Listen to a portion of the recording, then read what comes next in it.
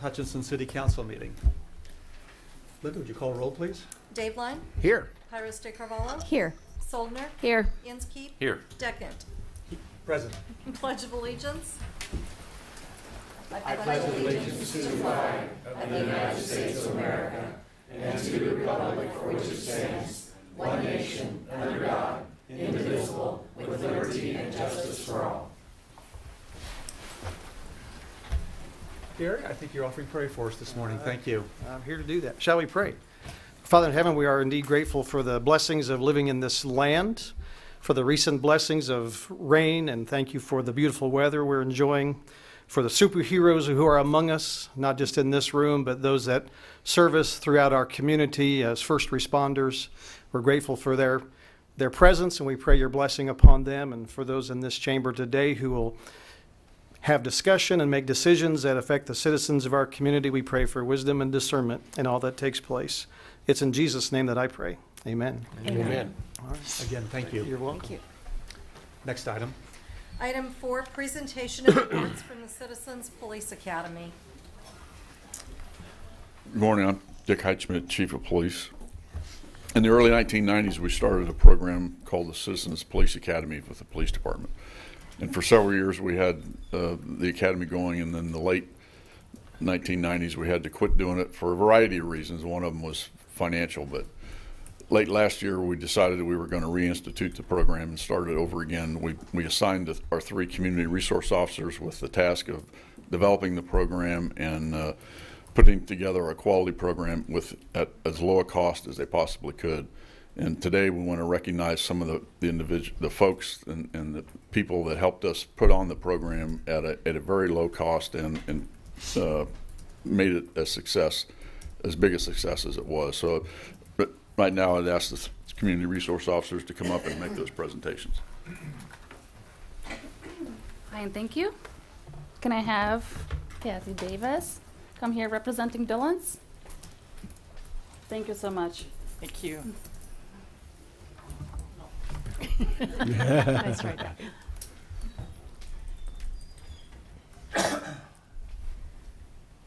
Thank you. Next one is Buffalo Wild Wings Management.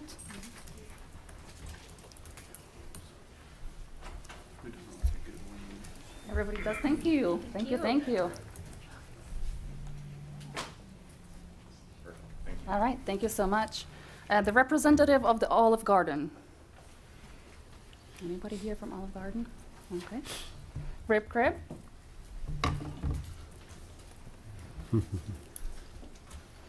Thank you so much, guys. Thank I you. do appreciate it. Thank you.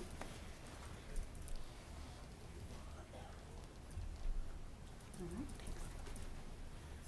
Anchor Inn.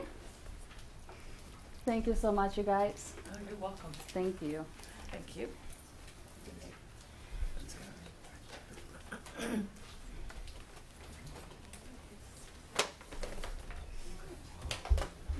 Skills. All right, Kitty Keyser, can you tell us about your shop? I know it's new. It's the details event planning and rentals. So they donated all the decor for the Citizens Police Academy for the whole class. Thank you. Thank you. Smedley's? Nobody from Smedley's? Okay. Chick-fil-A? Thank you guys for being so supportive. Thank you. Pleasure. Thank you. Thank you. Thank you. All right. Thank you so much, everybody.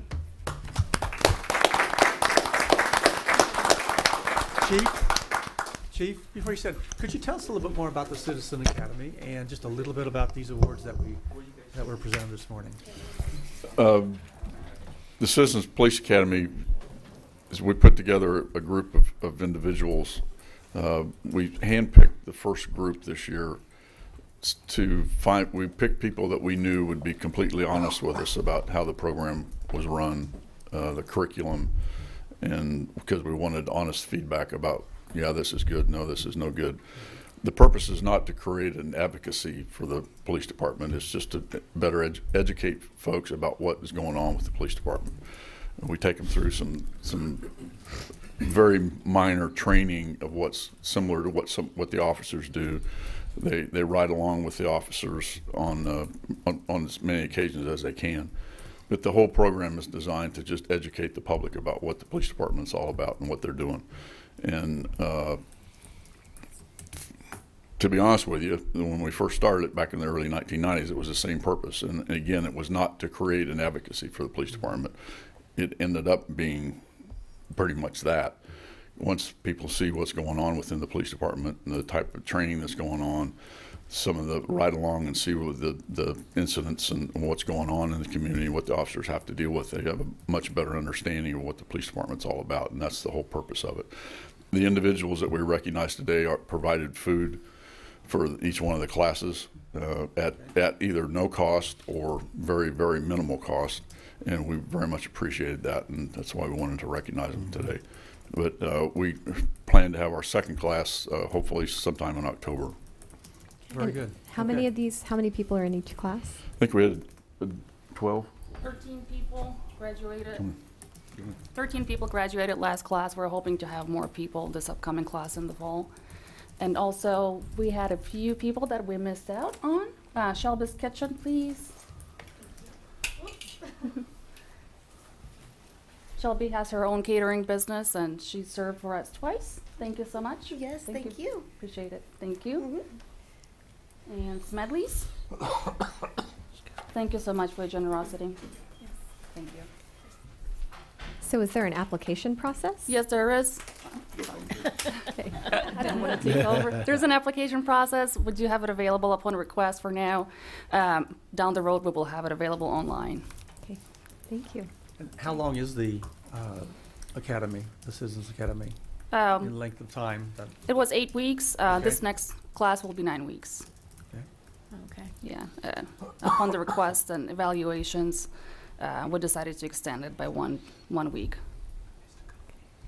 Well, I was telling the mayor I had the opportunity to go on a ride along Friday, I believe it was, and it was very enlightening to see exactly what happens after hours when I'm sleeping safe in my bed and and knowing that the folks are out there doing what you guys do. I got a little nervous when I had to sign a waiver at the very beginning, but I understood that, and but I would highly recommend it to anybody who wants that opportunity to see what's going on. It's very enlightening. So, I've done one of those too, and I believe they're fairly open to people who inquire. Right. I also mentioned we had one member of the media in our first class this year, and Michael. Good for you. Michael participated in it, and we appreciated his interest in it. But I think it's a very good program, and again, it's to educate folks on what actually is going on in the police department. Super. Okay. Very good. Great. Thanks, Chief. Officers, thank you for your involvement, and those who received awards, thank you for your support of that as well. Okay, next item. Item 5, proclamations. Going to switch up a little bit. We'll have the Stepping Up proclamation first.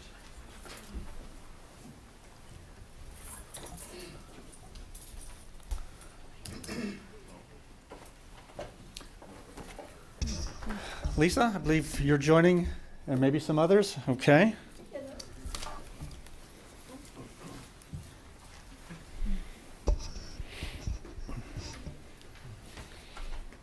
Good morning, all. Good morning.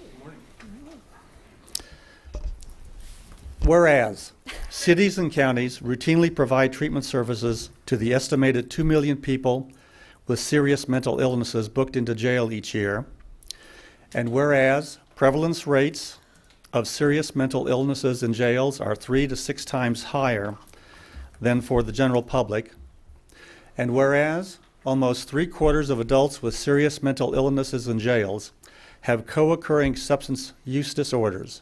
Adults with mental illnesses tend to stay longer in jail and upon release are at a higher risk of recidivism than people without these disorders. And whereas county jails spend 2 to 3 times more on adults with mental illnesses that require interventions compared to those without these treatment needs, and without the appropriate treatment and services, people with mental illnesses continue to cycle through the criminal justice system, often resulting in tragic outcomes for these individuals and for their families.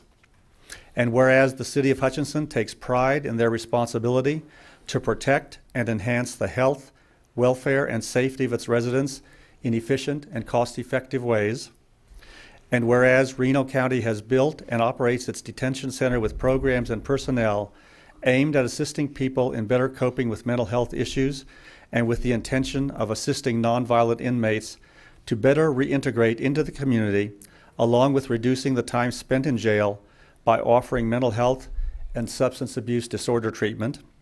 And whereas, through Stepping Up, the National Association of Counties, the Council of State Governments and Justice Center, and the American Psychiatric Association Foundation are encouraging public, private, nonprofit partners to reduce the number of people with mental health illness in jails.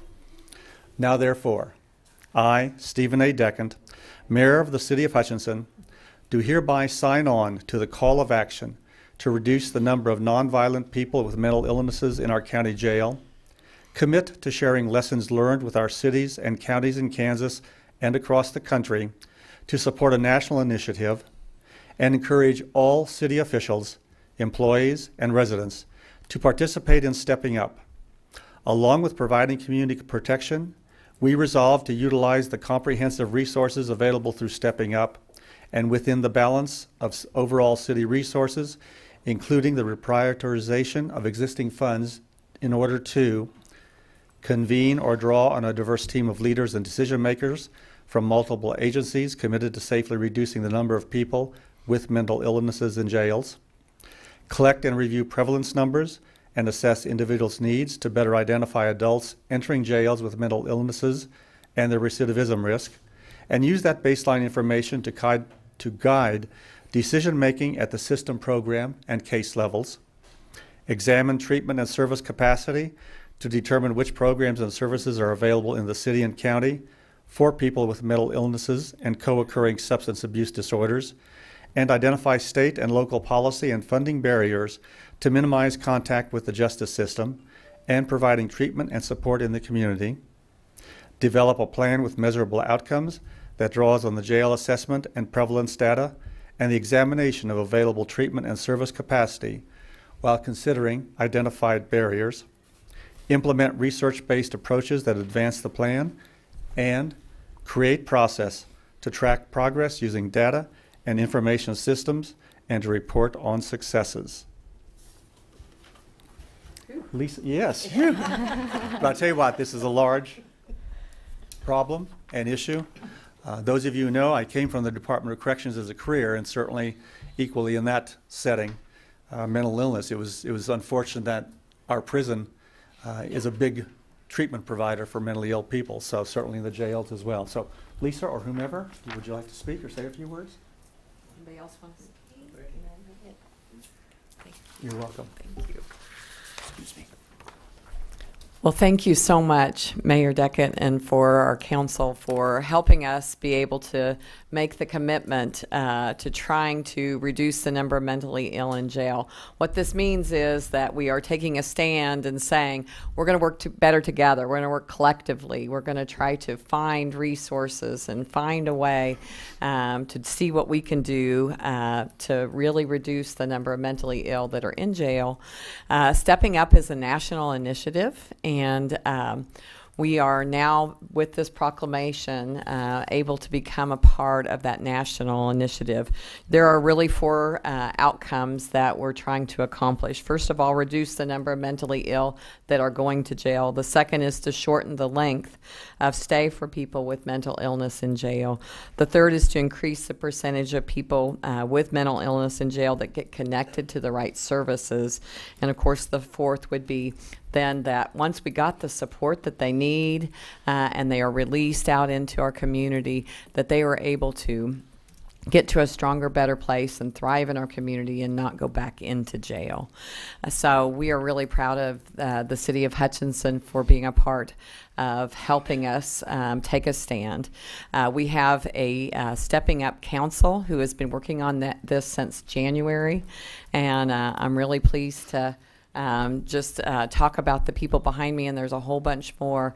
But the City of Hutchinson, of course, Chief Hutchinson, and Randy Regier in the jail, and Randy Henderson, of course, the sheriff, and Ann Dodge, who was with NAMI Reno County. We also have City Councilwoman Jade, who serves on our council. We have Dan Deming from the county commissioners. We have a judge. We have the DA's office. We have court services. We have Horizons. So there is, and more. I know I'm forgetting a few, but it's really about how can we come together to collectively make a better difference in our community. So we're really pleased, and thank you guys so much for helping us make this proclamation, which takes a stand on trying to help us reduce the mentally ill who are being put in jail. So thank you. Thank you.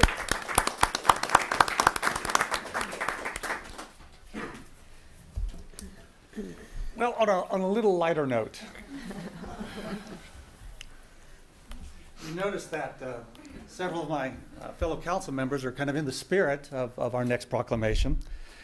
And I would imagine most of you remember when Clark Kent changes over to Superman. He used to be a telephone booth. Well, there aren't many of those around anymore. But he also used to come out of his office or whatever. And first thing he would do is take off his glasses. He didn't use those as Superman. Next thing he'd do, he'd show off that show off part of his costume. You know, I always wondered, where did he store this cape underneath those clothes that he wore? Well, I don't know the answer to those questions. But anyway, in the spirit of this next proclamation, I wanted to get into the act, so to speak. So, Smallville and folks, you want to join me? I know there's some of you. Come on up here. One more coming in. This Superman needs to bow to this one, and I need some more help from the super characters we got around here.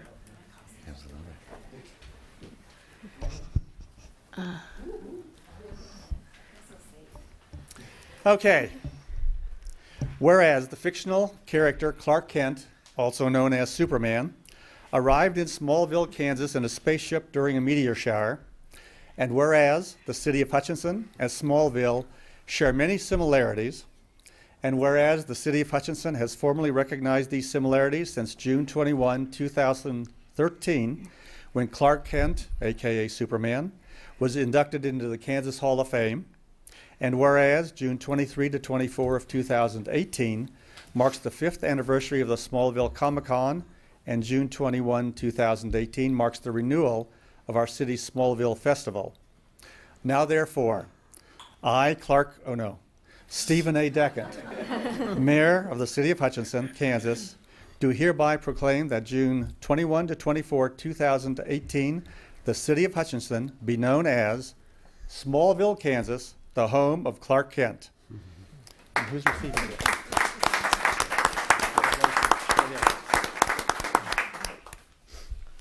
Well, unfortunately, Clark Kent couldn't be with us today. Mayor stepped in for us.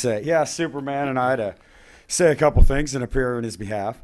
In 1938, Jerry Siegel and Joe Shuster's creation, Superman, first burst onto the scene of the pages of DC's Action comic book. 80 years later, the world continues to celebrate the hero as a beacon of hope, truth, and justice as he protects us from his home in Metropolis.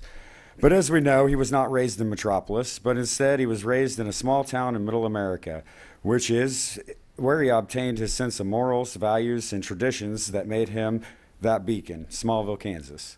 We would like to thank Mayor and the City Council and the residents of Hutchinson for allowing us to be here today and realize the vision and making Smallville a reality. This year's Smallville Convention, Smallville Con, is set to be the biggest year as we celebrate our 5th anniversary. This year we have a number of incredible celebrity guests, including Dean Cain, who played Clark Kent Superman in the Lois and Clark TV series, and we strive to make the Smallville Con a safe and fun place for all ages, and we will have plenty of activities with vendors, exhibits, to entertain your entire family. We'd like to thank the sponsors that have helped make this possible, including our major sponsors, Eagle Radio and Bretson Young Injury Lawyers. SmallvilleCon will be held on Saturday, June 23rd and June 24th at the Kansas State Fairgrounds.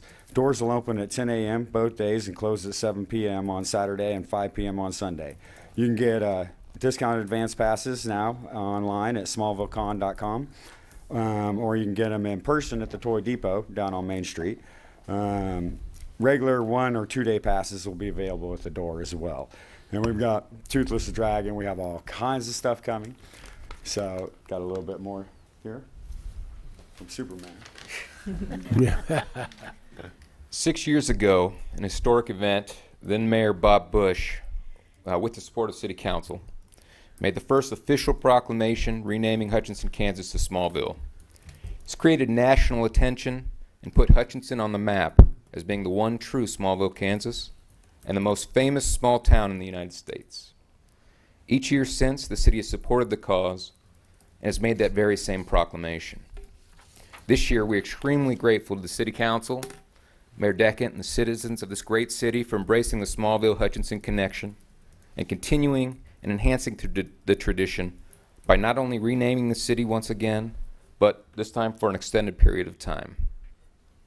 This celebration does so much more for the city than just make headlines. It invites tremendous opportunity, both economic and non-economic. It helps with the local businesses and the residents. It provides a sense of community and spirit, and it brings everyone together. In a town that's the size of 43,000+, we're able to hold such a convention that mimics a lot of other conventions that are in much bigger cities. So it's very important, and I think, and we're very grateful that we have been able to embrace the connection. And I think throughout the next couple years, and hopefully it continues to grow, which it sounds like it's doing. But again, I wanted to extend our gratitude to the City of Hutchinson, its leaders, for their leadership and willingness to take a step outside the box. This is a step outside the box. I'm sure this doesn't happen every council meeting. But it does bring a sense of community to Hutchinson, and it does instill those same values that John was talking about, that sense of community and everything that surrounds the spirit of Smallville, because that's really what it's about, is that small town morals and values that it brings. So again, I want to say thank you, and we look forward to seeing you Smallville Festival, which is on June 21st. It's brought by the Hutch Rec. It's going to be a very fun time. I know there's a race and some other events, so you can check out all that information. I'm sure Amy will talk about it. And then also, come to the Smallville Comic-Con. You do not need to dress up.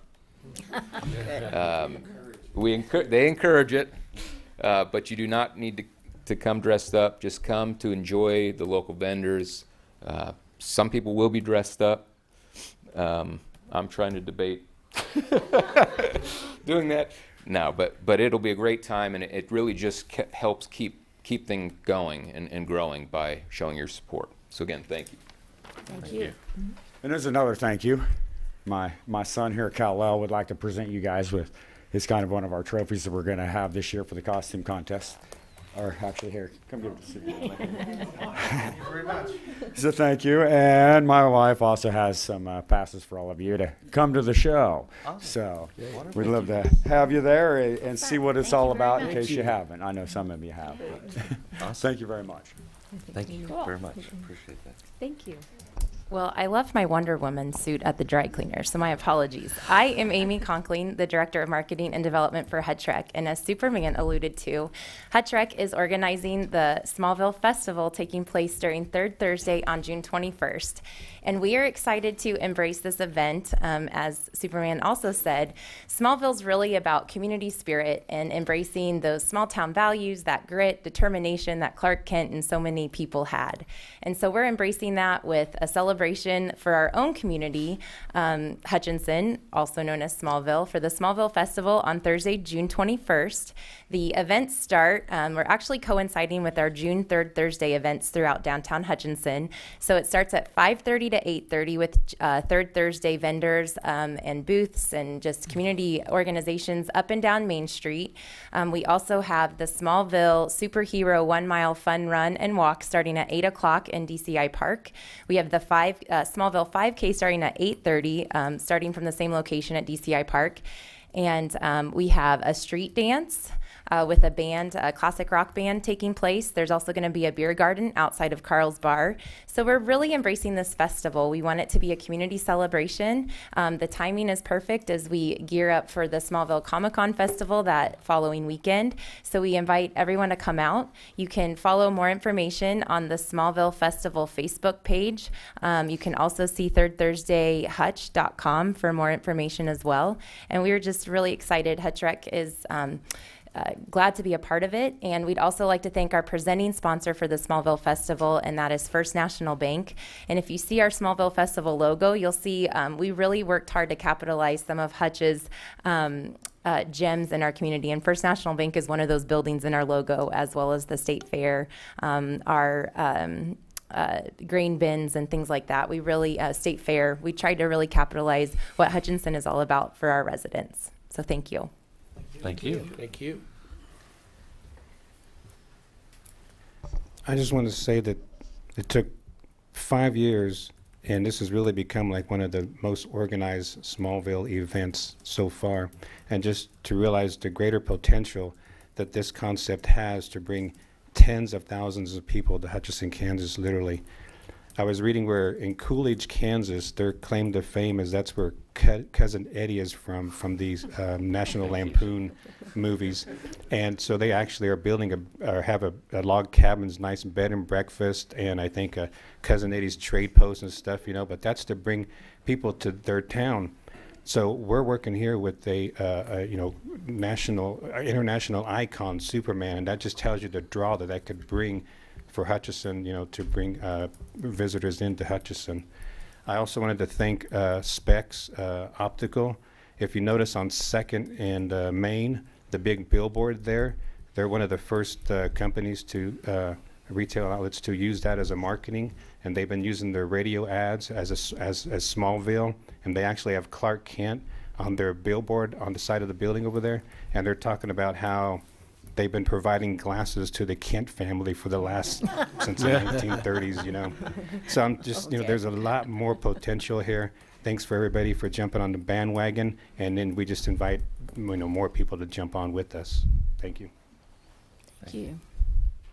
If I can take a couple more minutes. Good morning. I can't believe it's been 5 years we've been doing this. 6. Sixth proclamation, 5 years ago. It's confusing. It's weird. I've been working on some thoughts here for the last few weeks. Considering 5 years is such a big deal to me, I can't believe it's gone on that long. And these thoughts, if you'll bear with me for just a few minutes, I'll explain why I'm dressed this way today. I've lived here since I was 1 year old. For most of my teens and all of my 20s, I wanted to live somewhere else. I moved out of Hutchinson 9 times. I had dreams of doing big things in a big city. It never worked out. I always ended up back here. I moved back early in 2012, and at that point in my life, I was on year 7 of severe anxiety, depression, seclusion, with no direction in life. After losing a friend to suicide in the Army and being medically discharged, I was lost in life. I struggled with my own harmful thoughts over those 7 years. But in June of 2012, a couple good friends of mine helped spark this idea. And I wish Ben and Casey could be here for this. Fast forward to June of 2013, 5 years ago, and one day, as of yesterday, I stood up here, horrified, anxious, expecting to be rejected. But that first proclamation launched me on a path with some new purpose. And that purpose was to try to be a hero of my city, or at least inspire people around me to do the same. Over these 5 years, I've been on boards and committees dedicated to highlighting and promoting my hometown. I realized that I took on the Hutch Community Foundation of I Heart Hutch. I love this town. And many of the people that I've met through those meetings and events have changed the way I've lived my life since coming back here. The support from those people has been like medicine for me. In the last year, however, I found myself falling back into depression. I decided to pass the festival on, obviously. I had to move out of the house I lived in for 5 years, which was very depressing. I opened a museum only to realize that I was creating more stress on myself. And one of the first people to interview me about Smallville, who became a great friend and hero to me, passed away last year. I'm sure you all know I'm talking about Patsy Terrell. She loves Smallville, and she was a big supporter and helped motivate me to come up here 5 years ago. I didn't realize how hard that hit me until last fall, so I went into hiding, kind of. And then the first few months of this year, I've had some health issues that have kind of kept me from being out of the spotlight, which I don't mind. But I'm feeling better now, and I'm glad to be here. Recently, I came across something Patsy wrote. She had a list of rules for life, and one of those rules was to know your place in the world. When you have lost your way, you must return to something that is constant in your life. Another rule was be authentic. Make sure you like the person staring back at you in the mirror. Well, Smallville is a constant in my life. It's been my nickname since I was in the Army. So when I've been fighting these personal battles over the past few months, and I see a theme billboard go up, a super cash giveaway going on with a super van driving around town, hear businesses use Smallville in their advertisements, and see a Smallville comic shop open just this past weekend, I found myself coming out of hiding because this is the people and the things that I love. I get to see John build a great convention with new sponsors. Hutch Rec is already doing things with the festival that I was never able to do on my own. And that has brought a lot of peace to myself and with what I came up here hoping to accomplish 5 years ago. So this costume and character to me has a lot of special meaning. Green Arrow on the television show, he was stranded on an island for 5 years, much like I was kind of stranded on that island for 7 years after leaving the Army. When he was rescued, he came back with a mission to save his city. For me, it's slightly different. After 5 years of Smallville and all the people in it, the city, everyone in this chamber, anyone that's ever been a part of it, has kind of helped save my life. And I want to sincerely thank the mayor, all the council members, present, past, the city, everyone that continues this journey. I will continue to fight for Smallville and Hutchinson because my hometown has helped me discover my inner hero. So thank you, guys. Thank you, Chris. Thank you, Chris.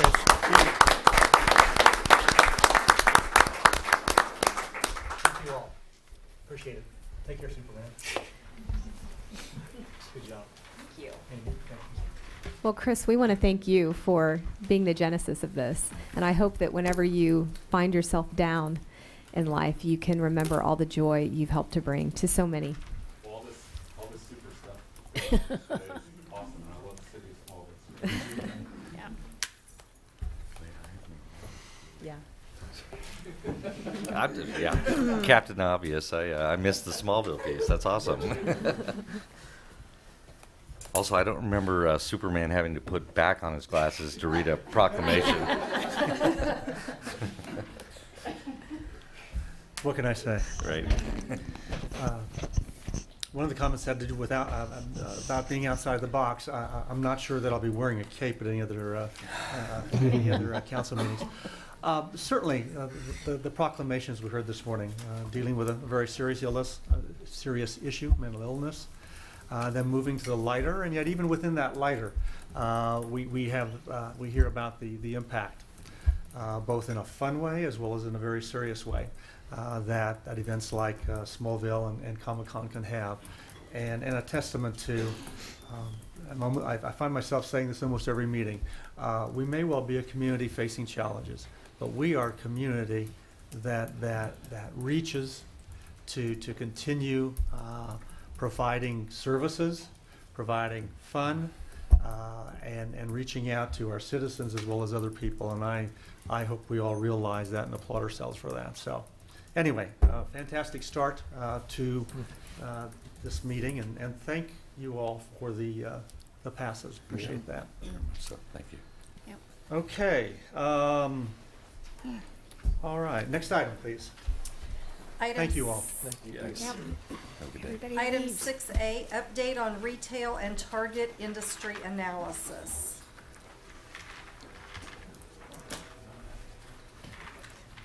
Deborah's like, oh, I get to top that, huh? Right, tough act to Deborah, follow. you've got an act to follow. See if you can do it. Superman in the room. That's awesome. And Amy really did miss out. She should have put on the Wonder Woman costume. That would have been really appropriate.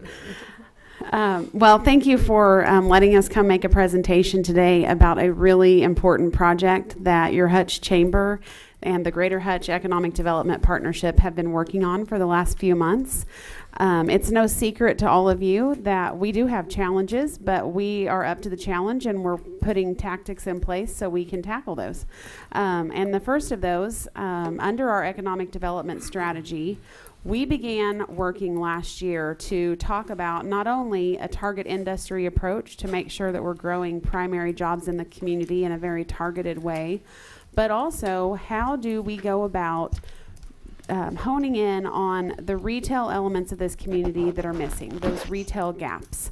And we've been hit as a community with some losses over the last year, but this work was actually already underway when the Target closure happened, because we know that we have vacant buildings out there that need to be repurposed. But in order for a retailer to find Hutchinson as a place that they want to invest, they make those decisions with very data-based facts about what the retail gap is and what the primary trade area is that we can capture in this community. So we sought to find a resource that could help deliver that information to us and kind of one stop. And in that, we found a company called Catalyst Commercial. I have seen them at work in many other communities in Kansas, Oklahoma, and they do work in Texas, all about helping communities redefine their retail strategy as well as target industry. And as a piece of this, because we have such a vital downtown is so vital to our future. We've got critical mass in downtown. We've made a lot of investments in infrastructure that are paying off, but there's more work that can be done. We thought it was important to go ahead at the same time and invest in a downtown merchandising strategy to really supplement the work that your downtown Hutch group is doing. So I wanted to invite Jason Claunch with Catalyst Commercial to unveil the findings of this study and the strategies so that we're going to be implementing this together over the next few months together. So I'll call Jason to the podium and he can take over. Thank you, Deborah. Mayor, manager, council, it's an honor and pleasure to be here. I will admit I was a little bit nervous to be here today, not to give the presentation, but I'm thinking, should I wear my orange pants? And it may not be appropriate, but I think that's all out the window. What a great surprise. And I appreciate what you guys are doing. I think, honestly, every time I come here, I'm inspired, and I learn more and more about this community that's certainly very special and enduring. And I think, the data will sell itself to some of the national retailers, and that's important, but I think the narrative is just as important. And so part of what our process was to understand the facts and understand what is realistic and what is the sort of the art of the possible, but it also is to understand what's important to you and help drive a strategy around that. And so as a matter of fact, I was doing some work in Sacramento and I found this sign, and really I'm glad and honored to present in front of the community, because this is a community-led and city-led process. And so for us, it's really the citizens' opportunity to make the city a better place. And I'm amazed at the amount of organization and opportunity and groups that are interested in advancing Hutchinson and the greater county. And so for us, we're here to optimize and just find ways to make that better. This is about finding those segments which have the greatest probability of success. So that does include a process in order to develop a strategy.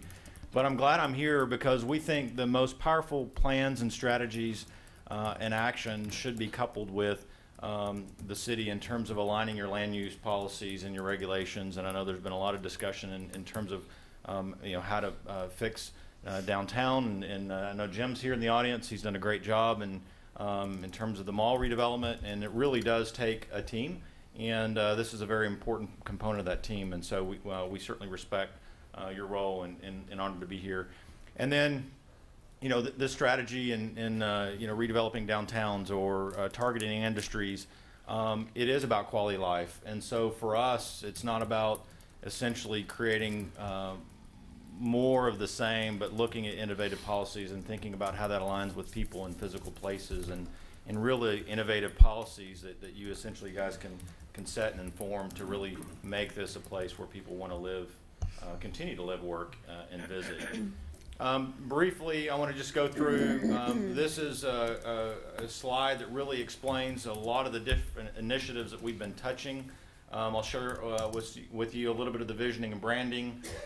We conducted an overall market assessment and then a very detailed market analysis, which drove both the retail strategy and some specific targeted industries in terms of economic development.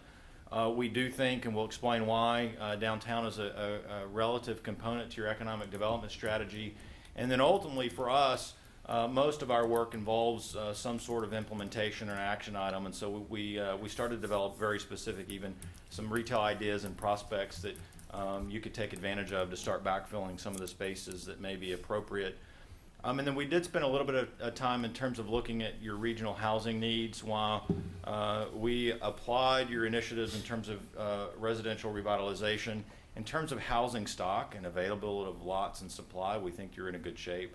But we're excited to hear about some of the new housing that's being integrated in downtown. I think, you know, that's going to be an important component. And we think it's very important to continue to reinvest in your existing neighborhoods. I think, you know, that's probably the existing opportunity, and the market will sort of take care of itself. We did recognize maybe some gaps in some nuanced housing, or maybe some lock and leave product for seniors, and some things that could be integrated. But for the most part, we did find your housing in very good shape. I wanted to sort of step back. One of the things that we completed very early on was a visioning process. We wanted to make sure in terms of that the economic development strategy aligned with what we would consider, not from us, but from your perspective, your core values. And so we spent a lot of time understanding what some of those common denominators are. And so what we heard from the cities and the citizens and the business leaders that going forward, we needed to continue to embrace those concepts that are community-oriented and events and programming that essentially can engage the entire community. Going forward, anything, this is a very regional economy. We'll look at how we underwrote that, but things that can create an additional destination and experience to leverage the state fair and the arts and the cultural events. You've got some amazing outdoor places and natural areas, and Cary parks and trail systems and golf courses, and so things that can maybe build upon that in terms of sports tourism or regional assets. I think that's a positive. Your town was built you know, on a very innovative spirit, and so the extent that we can find uses that foster that and continue entrepreneurialism and that are unique, I think certainly would be advantageous. And then we certainly recognize that you know, there's a lot of historic assets in downtown, including, and so we want to preserve that heritage and your agricultural roots and your base. I love the Geese building and you know, sort of the wheat on the outside, really kind of tying in who you are and what's important. Although you are advanced and you are progressive and you have a lot of amenities, it does make you special as well to embrace those things. And then I think going forward, to leverage HCC and just really the strong educational base that provides a lot of skilled workforce and labor and talent locally, you know, finding opportunities to integrate opportunities for just education and educational oriented concepts, including there's some discussion of downtown. You know, we've got a number of jewelry shops, but bringing maybe some of that showcasing and showing people how to make jewelry, or Smiths or some of the other events. There's a lot of focus in terms of reinventing a retail, bringing that educational and engaging experience in, and so the fact that we can maybe create and recognize those opportunities is key. I'm not going to spend a lot of time on looking at the demographics. We will provide the detail and reports, but the good news is you guys have a substantial amount of younger population, although the state, in general, the nation is aging. In general, the population the median age is getting older. there's a ton of young millennials and students and young families that are continuing to reinvest. I think are great assets to continue to build upon. But the interesting thing is each one of these cohorts represents sort of a different purchasing pattern and has different preferences in terms of housing and where they are in their life stage and income. And so part of the strategy is really aligning the economic development plan and the retail opportunities with the broad mix of population that you currently have. In terms of income, we found the income very consistent with the state in general. But in terms of economic development strategy, a lot of the industries and targeted industries that we see are more advanced manufacturing and technology and healthcare that we'll talk about, have higher paying jobs, and so we see an opportunity to take advantage of even greater wealth and opportunities to reinvest in the local community. We also looked at psychographics. The surprising thing to us is that you've got over 60% of your psychographic characteristics, which is really a deeper perspective on demographics. It shares sort of your purchasing power and some of the cultural characteristics. Almost 60% is made up of the top 5 categories, and so several of these categories, like midlife constants, which is more of the senior population, on average in the U.S. represents about 2.5% of the population. We're here locally, it represents 15.7%. The traditional living is a very large emerging base of sort of young families. Again, that represents more than 10% of your population, where it's closer to 2% for the United States. So very recognizable sort of characteristics within your marketplace. And this really helps us identify with who the customer base is in terms of developing the strategy and going forward. One of the things that we started early on is really understanding what is the opportunity for retail. When we first started this initiative, the news about Target essentially broke. And so there was a lot of other closures that were sort of imminent that we were recognizing. And so we wanted to underscore what is the opportunity going forward for retail, and what is the propensity for success, knowing that retail is evolving. We hear a lot about this retail apocalypse, but the good news is that nationally this year there will be at least 4,000 more openings than closings, although the number of closing is increasing, and that's only because we're coming out of essentially a great cultural reset where we're shopping and thinking about what's different, and the things that we're buying and the places that we want to go and shop is changing. And so I think it's important to really align your future economic development strategy and retail attraction with sort of these evolving needs. It's just more a matter of keeping up and being more progressive and continue to be relevant. We know through looking at the trade area and measuring customer intercepts that you serve a very regional population base. The trade area, although the local population is around 43,000 for the city, the actual trade area is double that, or about 83,000 in the trade area. And so we know that you serve a very regional base. Your core customer, which represents about 65% of the total shoppers within the region, comes from about 21 miles or 35 minutes. And so we know that you've got sort of a strong retail gravity or retail pool. That purchasing power, if you look at the income in the population, is about $4.2 billion. So again, a very large wallet share, and that amount of money can support about 3.4 million square feet of retail.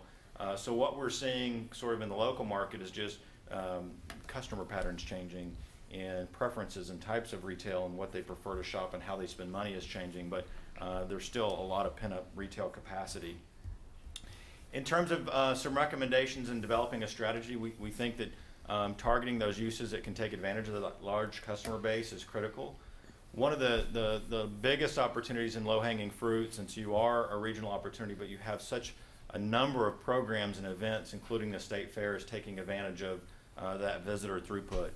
We see a lot of opportunity in terms of coordinating events between different places to make sure that you're not only harnessing that local residential population that we talked about, but you've got over 1.5 million visitors a year that you can take advantage of in terms of capturing additional shoppers and commuter traffic to some degree.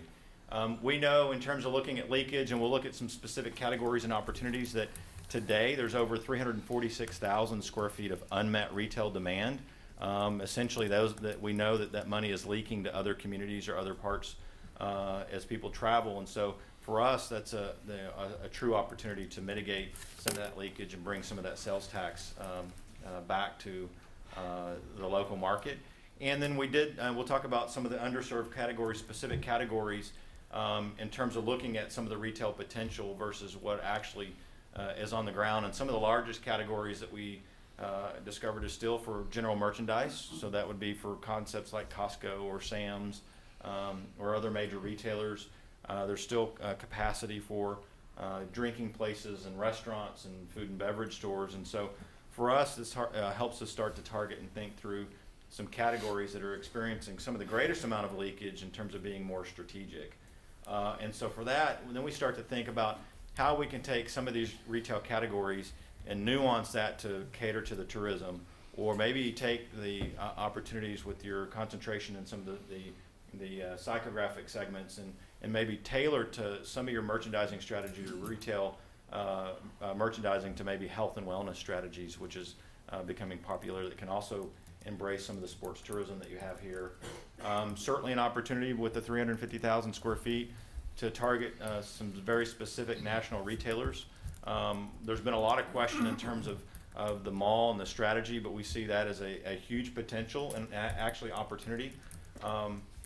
The difference is if you were going to reformat and rebuild the mall today, about 50% of that would be soft goods. The remaining 50% would probably include a large amount of restaurant, destination concepts, entertainment concepts. And so the key is how can you take those uses and sort of continue to help the mall evolve, because it's at such a critical sort of junction within the city. And then there's also an opportunity to sort of, and we looked at some of the concepts in terms of entrepreneurialism, but to continue to grow regional restaurants and sort of niche and destination uses to continue to build upon that gravity that you already have locally. And so as part of this process, we started developing a number of brands that just essentially were void in the marketplace. The next step will be to take maybe the targeted list, and we developed, I think, over 200 concepts that you don't have, and start to align some of their operational needs and some of their statistical requirements with some of the attributes and some of the data that we found throughout the process. And we've also created for the chamber and for the community, and this could be used for business retention for local retailers that already operate, to understand their customer base and maybe how the retail trade area and some of the attributes of your market. But we also, this information can be used for targeted recruitment in order to explain why Hutchinson to people that may not be familiar with your market, specifically for some of the national retailers that may make sense.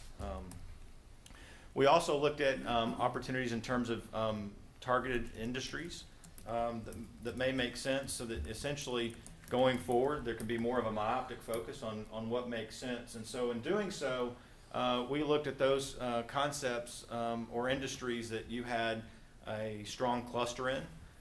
So the larger the circle, essentially the greater density of occupation and workforce.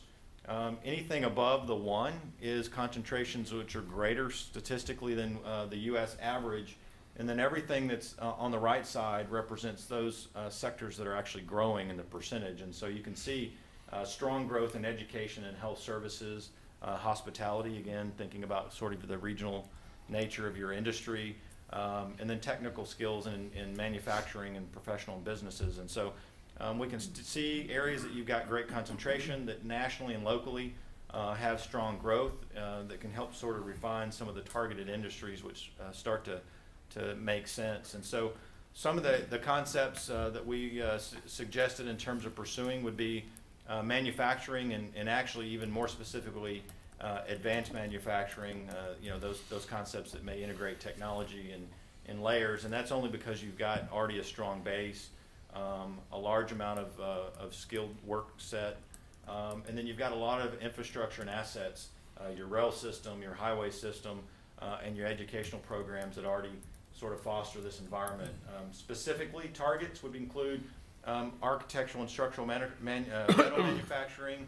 Obviously, agricultural is important, so anything in terms of food processing and animal processing, but also assembly, warehousing, and then there's some specialty furniture and targets that make sense. And so as part of this, we've developed a very specific targeted information that helps underwrite the marketplace and some of the specific categories. Nationally, these industries are also growing. And today there's over a $47 billion economy that's also fueled by construction. So there's a lot of related industries and skill sets in automotive and aerospace that you guys have already taken advantage of that we think that would be low-hanging fruit in terms of continuing to build. Another large industry that we also see strong growth in a large base would be healthcare. That would include specialty medical, nursing care facilities, and opportunities for folks to access regional services to age in place, but also continue to build upon your healthcare infrastructure. And the other thing we found that was interesting, and we know there's a lot of successful companies like IdeaTech, is data processing, cloud hosting, web development.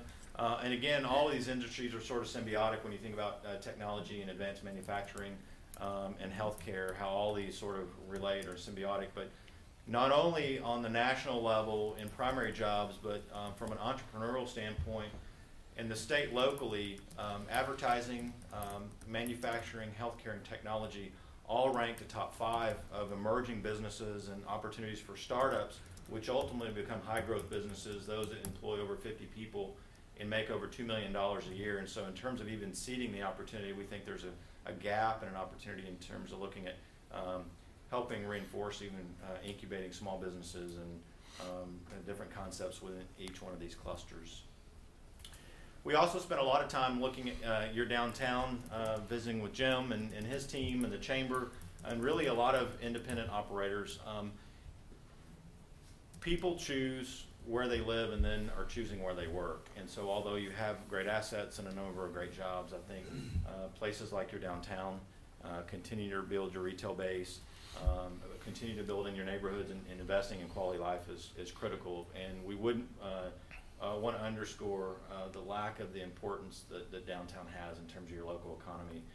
It's certainly strategic for startups, restaurants, entertainment, destination retail, but it also functions as that historic core. So people, in terms of thinking about Hutchinson, I think downtown really serves as the heart of the city. I'm actually impressed in terms of the infrastructure, the amount of investment, sort of the local vibrancy. I think for us, we recognize just a few opportunities in terms of upgrading and maybe being a little bit more strategic and specific on where some of these objectives and investment occurs, just to help catalyze and localize some of the opportunities so that it can continue to build upon itself. Some of the recommendations would be just to continue to improve and enhance the walkability. One of the opportunities that we see in the downtown physically actually is in really good shape, but make sure that you've got really strong design guidelines and policy.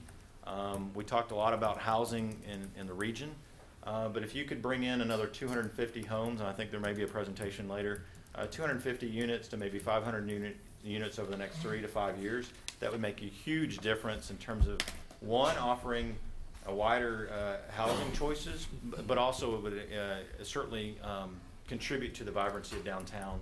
And then obviously downtown as a destination, quality businesses, looking for those uses specifically in downtown that aligns with the core values that we talked about, and then opportunities to integrate additional restaurant and entertainment. While I know that your downtown used to participate in the Main Street until the state eliminated some of the funding, even if you operated a little bit more aligned with those or adopted the Main Street program since it's being reinvigorated, the management and maintenance ideas, even if you operate in a de facto way, would be very important. And then strategy, we suggested looking at alternate funding sources. I know that there's some general funds and the chamber, and there's a number of organizations that support downtown, but having a business improvement district to take care of operations and management, and maybe even give you an additional layer of funding would be critical. And then one of the things that we talked about, I know that there's been a kind of an ongoing conversation about some of the startup businesses and the cost to renovate some of the downtown buildings, maybe having a specific fund that can address some of the gap financing in some of those businesses, just to continue to attract that private investment until really these core blocks are solidified. And then ultimately there's certainly some lipsticks that continue to be upgraded, the wayfinding and just some of the branding and messaging signage could be obviously updated and upgraded as the downtown continues to evolve. But Jason, when you mentioned reaching that, oh, you were going to let me ask questions. Okay, great. That's right on time. When you mentioned that 250 to 500 units to reach kind of critical mass in downtown, do you mean right along Main Street? What do you mean by our That's a great downtown? question. So I'm wondering where we would put those all. So I think the appropriate place would be along, this is what we would consider, and pulled some maps to create a map of kind of the greater downtown. We've also shown the areas in yellow of potential infill or maybe some redevelopment places, and we would recognize that most of that housing activity would either be above the first floor on Main Street. We would probably discourage a lot of residential on Main Street on the first floor. A few examples of that are maybe entries with, vestibules would be fine, but along Walnut and some of your peripheral streets would be certainly ideal. And I think a lot of those uses are going to continue to evolve over time. Some of the things that we would probably discourage would be, and that's why we recommended maybe form-based code, is quality uses and maybe some zoning or an overlay that eliminated some of the service uses or heavy automobile uses that may not contribute to what's accretive to the overall vision of downtown. And when you're talking on Main Street, are we talking like B to 3rd, C to 7th? What is this area? So we really see downtown as sort of three distinct, and this follows some of the planning work that had been done a number of years ago, but we really see downtown being in three distinct core places. You have a very large downtown. Physically, there's a lot of sort of infrastructure and space to manage. And sort of naturally, there's three character districts that evolved. And so, I think to the south, you've got, I think to the north, you're probably looking at 8th, to the greater extent.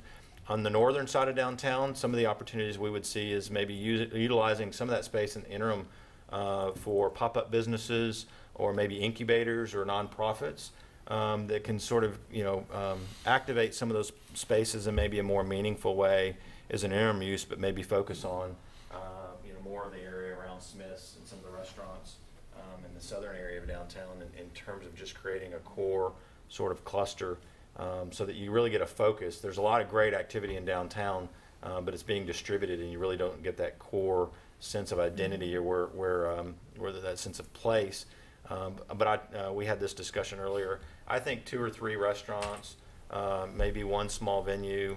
I think there's an opportunity to certainly maybe reinvent some of the existing hotels or motels into kind of a kitschy destination court. 2 or 3 of those examples really change downtown, and you're on that right track. I see those as kind of the key immediate opportunities. Lots to think about. Jason, when you talked about earlier different jobs, especially manufacturing, and you mentioned other areas, did any of your data gathering address skill levels available among the population here to fill those kind of jobs? So 2 things. Nationally, we know that when you're in an economy that's this strong, there's always a lack of skilled labor. That's true of every market for the most part that we work in, especially in growth markets like Hutchinson. But in terms of developing our strategy, it was based on where we saw greatest concentration of skilled labor and where we saw greatest concentration of essentially occupations as well. And so we were looking at where the job growth was predicted to increase, and we were also showing increase in industry, both locally and nationally. And we also looked at opportunities in terms of where your existing programs are and sort of where your educational programs and sort of technical training was available to continue to grow those jobs. But in talking to a number of the major business owners, we do still recognize that finding specific labor is very difficult and very challenging. And so, having a sort of bifurcated strategy on quality of life and retail and amenities is just as important as primary job attraction, in really growing the pie, both in terms of local talent, but also for us, success would be is that people grow up here, and this is occurring. They may go away for advanced education or secondary education, but they want to move back here because of the job opportunities. In our conversations with a lot of the students, they felt like that they wanted to go away for a couple years and maybe live in a bigger city, but they do see that this is a great place to come back and raise a family, and that there are job opportunities to come back, to move to the city. And for us, that's very encouraging. And I think that's very natural, and we're seeing that occur in a number of places. Jason, I want you to speak a little bit to the retail targeting piece, if we can, for a minute. And it's traditionally been understood that cities, municipalities, and even economic development organizations and chambers and so on traditionally do not get directly involved in the retail component in terms of recruitment itself. I've watched over time some of our neighboring cities, one to the north and east of us, Manhattan, over the past 10 years or so. And I guess my questions are based on your travels and your experiences in working with communities in terms of the piece of the execution of the general merchandise component, as an example, or the eateries, entertainment, and so on, as to whether or not communities ought to seriously look at engaging some level of a developer to bring into the community in a partnership with the city, with the chamber, the economic development organization, to really begin to broker, if you will, specific projects of this 324,000 excess square footage needs of how we broker that and where a developer could or should fit into those strategies. So I think that's a great question, and you're right. Traditional economic development, if you read, sort of the old definition of economic development, does not include, retail. Today, I would say that the majority of the communities that we work with, retail is not only a secondary strategy, but for markets like this, where you're so reliant, both in terms of jobs, but both in terms of sales tax and ad valorums, a large percentage of your economy and revenue is made up from retail sales and tourism. And so to neglect that as a strategy, I think would be very difficult to do. And it does take a very targeted and special approach to understand how to find the brands. That can be very effective through developers and certainly through property owners. Ultimately, there's got to be locational opportunities to fit these brands, and the majority of the national guys have very specific requirements that you have to fit, and there's some that are non-negotiables. It's always the chicken or the egg. I would say that half the time the idea would be is to promote and sell your community in a very targeted fashion. A number of those national brands have a select developer or developers or preferred developers that they use. And so if you interject or insert a developer too early in the process, you actually may create friction that doesn't exist or doesn't need to exist. Although if you have a developer or a property owner and it's the right retailer, then sometimes bringing that developer to the equation advances the conversation. And so I would say that's really dependent on the retail and the retail opportunity itself, and there's not a clear answer. I would say it depends on really specifically which retailer you're dealing with. We know a majority of the retailers, and we've had a chance to meet a number of local developers, and I think we would just have to figure out which strategy to use in that case. But we do recommend that the chamber started this process, that the city and the chamber and the rest of the organizations work together in terms of strategic retail recruitment. For us, all growth is not equal. For us, the next steps would be really finding uses that align with your core values, that are quality, and that really that you fill in your spaces in a sustainable and meaningful way that really advances who you are and who you want to be.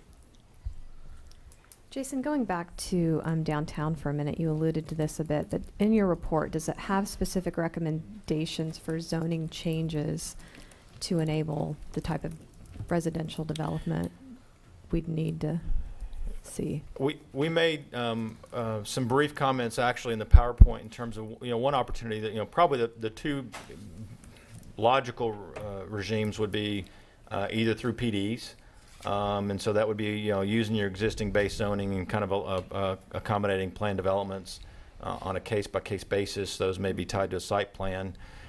Probably what makes the most sense, which really gives private investment adjacent to predictability, which is key when you're attracting private capital. Mm-hmm. You want to know what's going to happen adjacent to you.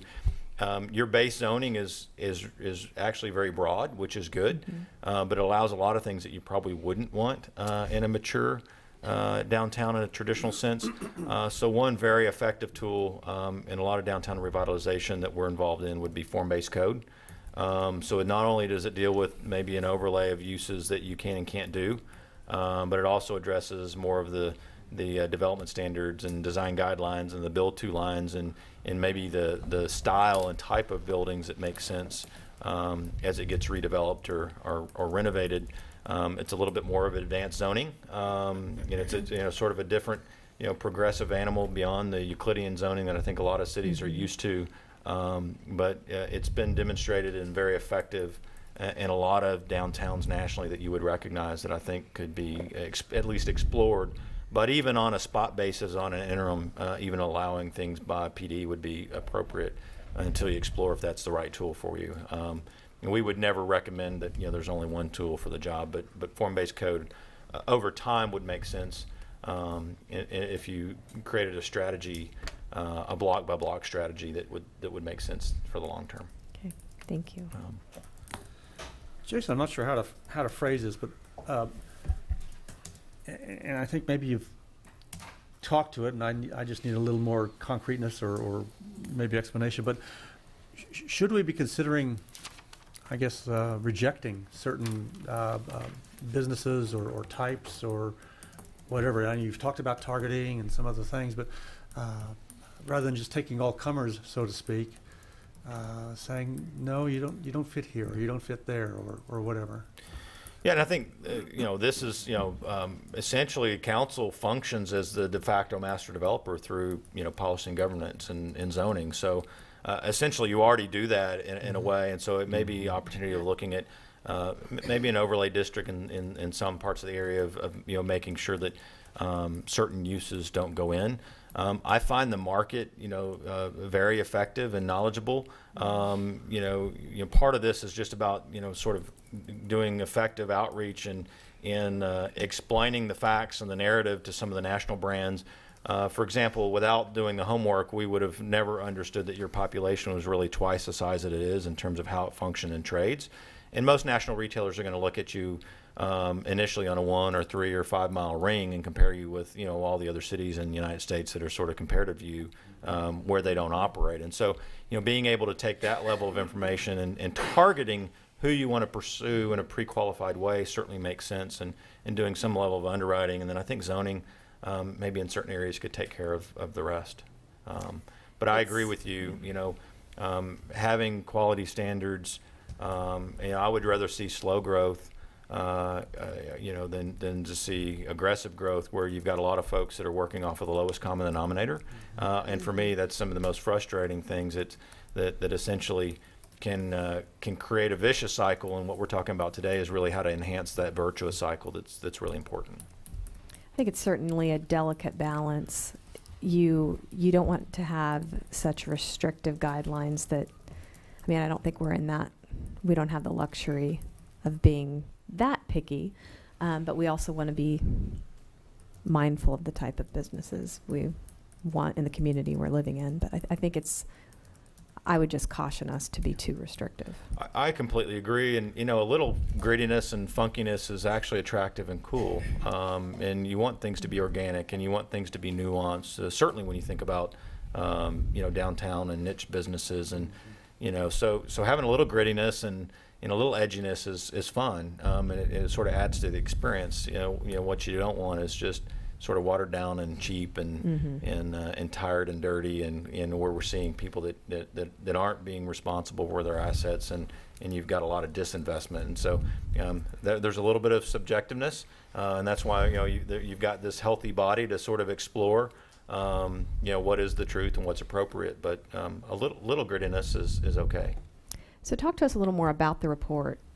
Is it completed?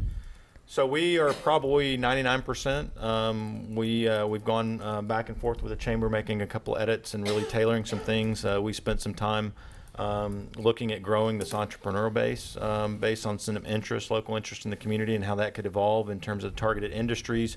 And so there's a couple of supplemental pieces that we were providing and wrapping up, but we should have that complete really this week, and we would want to make it available to the public and certainly to this body. There's a lot of good information that I think can benefit kind of a wide audience, and we would want to make that available and useful. Going forward, we've talked about partnering with the chamber and different organizations in terms of sort of catalyzing that first step of outreach and making some of the introductions and helping with some of the targeted industries just to get the flywheel spinning and making connections and sort of building some of the economic development strategies around retail and being more specific. And then ultimately we hope that the staff and the local organizations can take that process over, and we'll certainly make ourselves available to answer any questions or help underwrite maybe some specific operators as those opportunities come about. Great. Wow. It was brought up about the retail space and specifically about sales tax. Do you find that our current level of taxation is on par, is more aggressive, is less? Will it help or hinder us with pairing of some of the various retailers that you identified? I think for the most part, your taxes are healthy and in line with what we see in terms of burden. I don't think there's an opportunity for folks that can't be sustainable based on the level of taxes. Downtown, I think there's probably an opportunity, although the operational cost is probably high for some businesses that are starting out. Probably the space and the rents that we see today are probably in line to accommodate that, and having an additional layer, a small layer of additional increment that's sort of self-funded could make sense. And I think downtown could probably be burdened with that in a healthy way if everybody agreed. Obviously, that they'd have to participate in that process, but so we think there's probably some more capacity that could be extracted out of certain, maybe some special districts that would make sense. But I don't see a national retailer or even a local retailer not choosing Hutchinson because of your current taxes, and only because we see obviously there's opportunity here.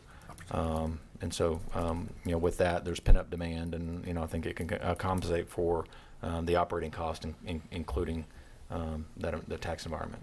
Perfect. Jason, human nature is such that people are very impatient. So give us your assessment of what you would think the next 18 months to 2-year roadmap could or would look like in your total strategic thoughts. Well, the good news is the chamber and many people that we visited with are already utilizing some of the information and some of the findings, and so that's good. I mean, they are an impatient group, but and aggressive, but that's what they're engaged to do.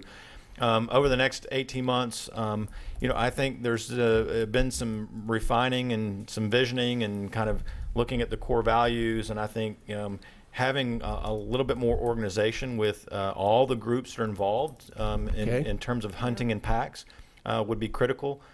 Probably the majority of meetings that we've had have been organized with at least 2 or more organizations, sort of to culminate ideas and exchange best practices, and we would encourage that to continue. Certainly when there's overlaps in terms of geography or where some of these groups operate or are specific. The next step is we'd certainly like to see an initiative in terms of outreach to some of the brokers and some of the specific businesses that operate and some of the NICS codes that we've identified as targeted opportunities, assuming that you guys agree. And then I would also see maybe a little bit more refinement in terms of infrastructure and strategy for downtown. No radical changes, but I think just getting a little bit even more strategic downtown. And then we would see the next 18 months is probably creating a very specific and strong outreach program in terms of backfilling some of the larger space and some of the critical space with the retail gap that we already see that exists, with very specific brands that have been pre-qualified that make sense based on national requirements. Okay. Thank you. Not to assimilate. Okay, super. Thank you. Thank you very much. Good. It's an honor and pleasure. Thank you. Mm-hmm. Just in closing, and I think that was a perfect segue that John Daveline brought up, is this roadmap of the next 18 to 24 months, because we don't have time to waste. And one of the reasons that we invested in this is to be sure that we are doing things very fiscally conservatively with the dollars that we're given.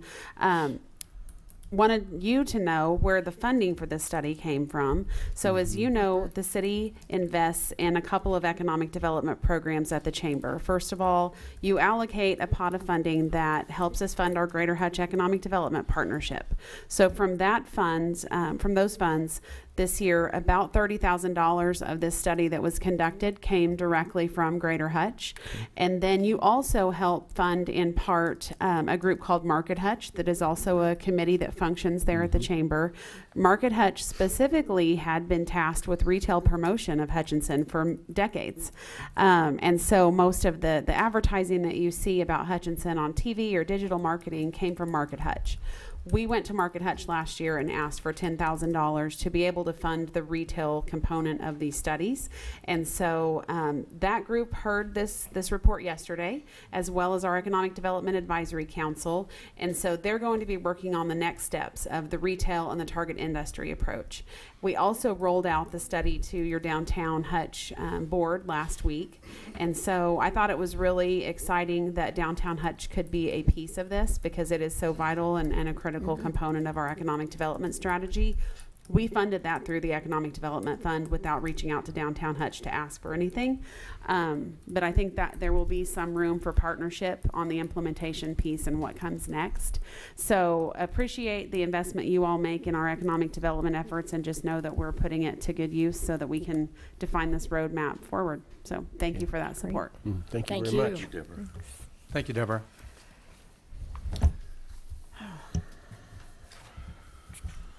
Next item, please. Item 6B, announcement/award presentation by Downtown Development. Good morning, Council. Jim Sightnader, Downtown Development. Timing is everything, so we were blessed to follow Jason's great work, and thanks to the Chamber, because what they've given us is a plan that we can work from. Part of where we're at today came because we invested in a plan 20-some years ago. And so an update at this point of evaluating where we are now, where we can get to, where we need to be is just critically important. So a big thank you for that. But this morning I'm here to tell you some really great news about some really great people. Historic, we heard the term historic over and over, and we heard the term housing. Well, these folks led by example. Gwen and Wes Bartlett, who have the Bookends bookstore, bought a building in 2011, had a dream of a used bookstore.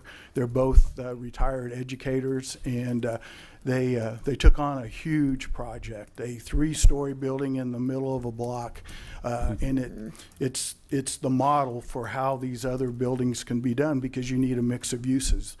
You can't put it back in what that building originally was built as a hotel. So they went to work, and they were awarded a couple of weeks ago in Topeka a really high honor, one of 8 projects in the state that received a Kansas Preservation Alliance Award of Merit for the great work that they did.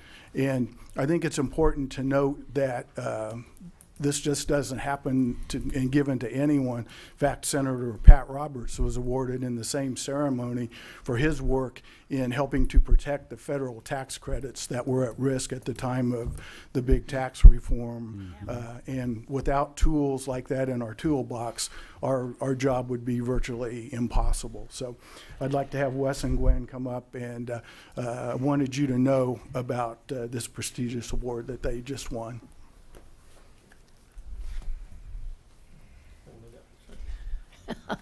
We brought it along with you so you can see. We do feel very honored to have received this, and I know we were before you last month, with the local one, and again, we feel very honored. But this is an award that really was a team effort. Jim, of course, got us started, and we had Spencer Preservation helping us with the tax credits and everything. I want to thank the city and the people that were involved, because we had really, we had no major problems at all getting this project in. And part of that was because of the team. We had Leiker & Sons Construction, Kraft Electronics, Barker Plumbing, Manning and Company were our architects, and we had Dennis Lehman painting and Napoleon Irving as the painters. And I think that team just fit together, and they worked with the city very well. There may have been problems I didn't know about because those people knew who to go to and what needed to be done in order to get the project through. And we are very appreciative of that. And again, we are honored, and we just wanted to thank everyone that was involved, including the city. And I think if we can work more along the lines with these people and make it a team effort, I think we'll be able to get more things done downtown, like our business. And as I said the last time, it was a big project. The tax credits were important to us, but the cooperation from the city was also, and I thank you. Very good. Thank you. Thank you. Thank you.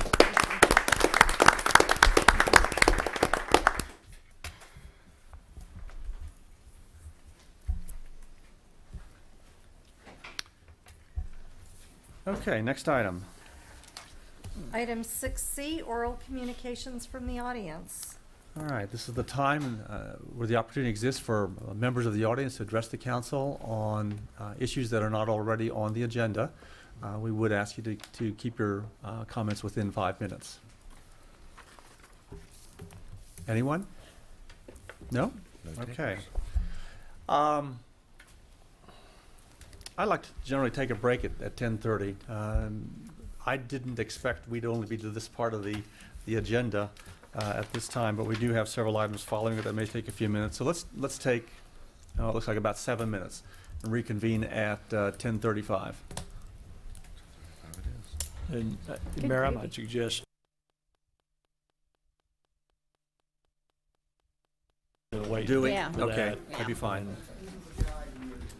That's the new business item? Maybe, that's up to you. Structures, the structure stuff. Yeah.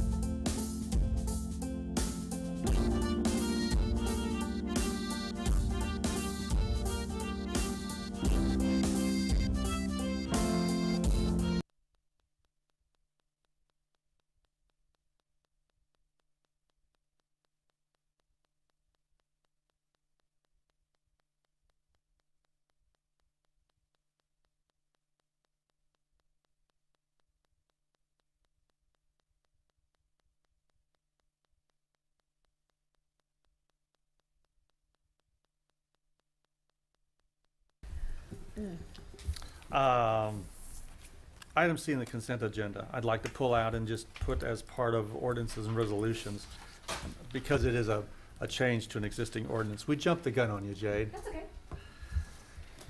So if you're okay with that, we'll move that over to item C on number 8. Okay, given that, I will move to approve the consent agenda minus item C. Second? Motion and a second. Any further discussion? Call roll, please. Dave Lang. Yes. Pyrus de Carvalho. Yes. Soldner. Yes. Inskeep. Yes. Deckent. Yes. Next item. Item 8A, consider resolution and ordinance authorizing the sale of general obligation bonds. Angela Richard, Director of Finance. Good morning, Council.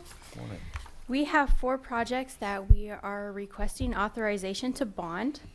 These projects include the zoo educational building, and the cost, including finance costs, would be $310,000. The Rice Park parking lot resurface for $120,000. The downtown pocket park by Hutch Rec for $210,000, and Main Street from 6th to 16th for $725,000. The zoo educational building was originally budgeted for $200,000. After they consulted an architect, the estimates rose to $300,000. The downtown park was originally budgeted at $250,000, and given the cost of the zoo education building, they think they can do that for $200,000.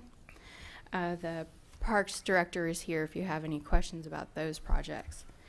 I'd also like to note with Main Street, we had originally bonded some costs, and so we will only need to bond an additional $725,000 to cover that. Also, Angela, I'm sorry, was it 200 or 210 for downtown pocket? That would include the financing costs. So the $10,000 difference is the financing. Okay, thank you. You will see in the future a resolution or ordinance to bond T hangers that were budgeted for $370,000. Because those will be rented to individuals, that will have to be a taxable bond sale.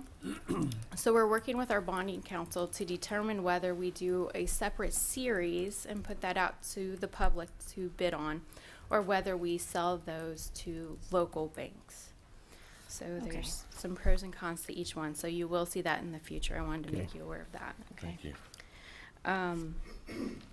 So unless you have any questions, I would like to propose that you approve the resolution for the bond sale and the ordinance authorizing the Charter Ordinance 50 improvements. Can we ask Jim Sightnader to give us a little insight into terms of the pocket park, if you would, Jim?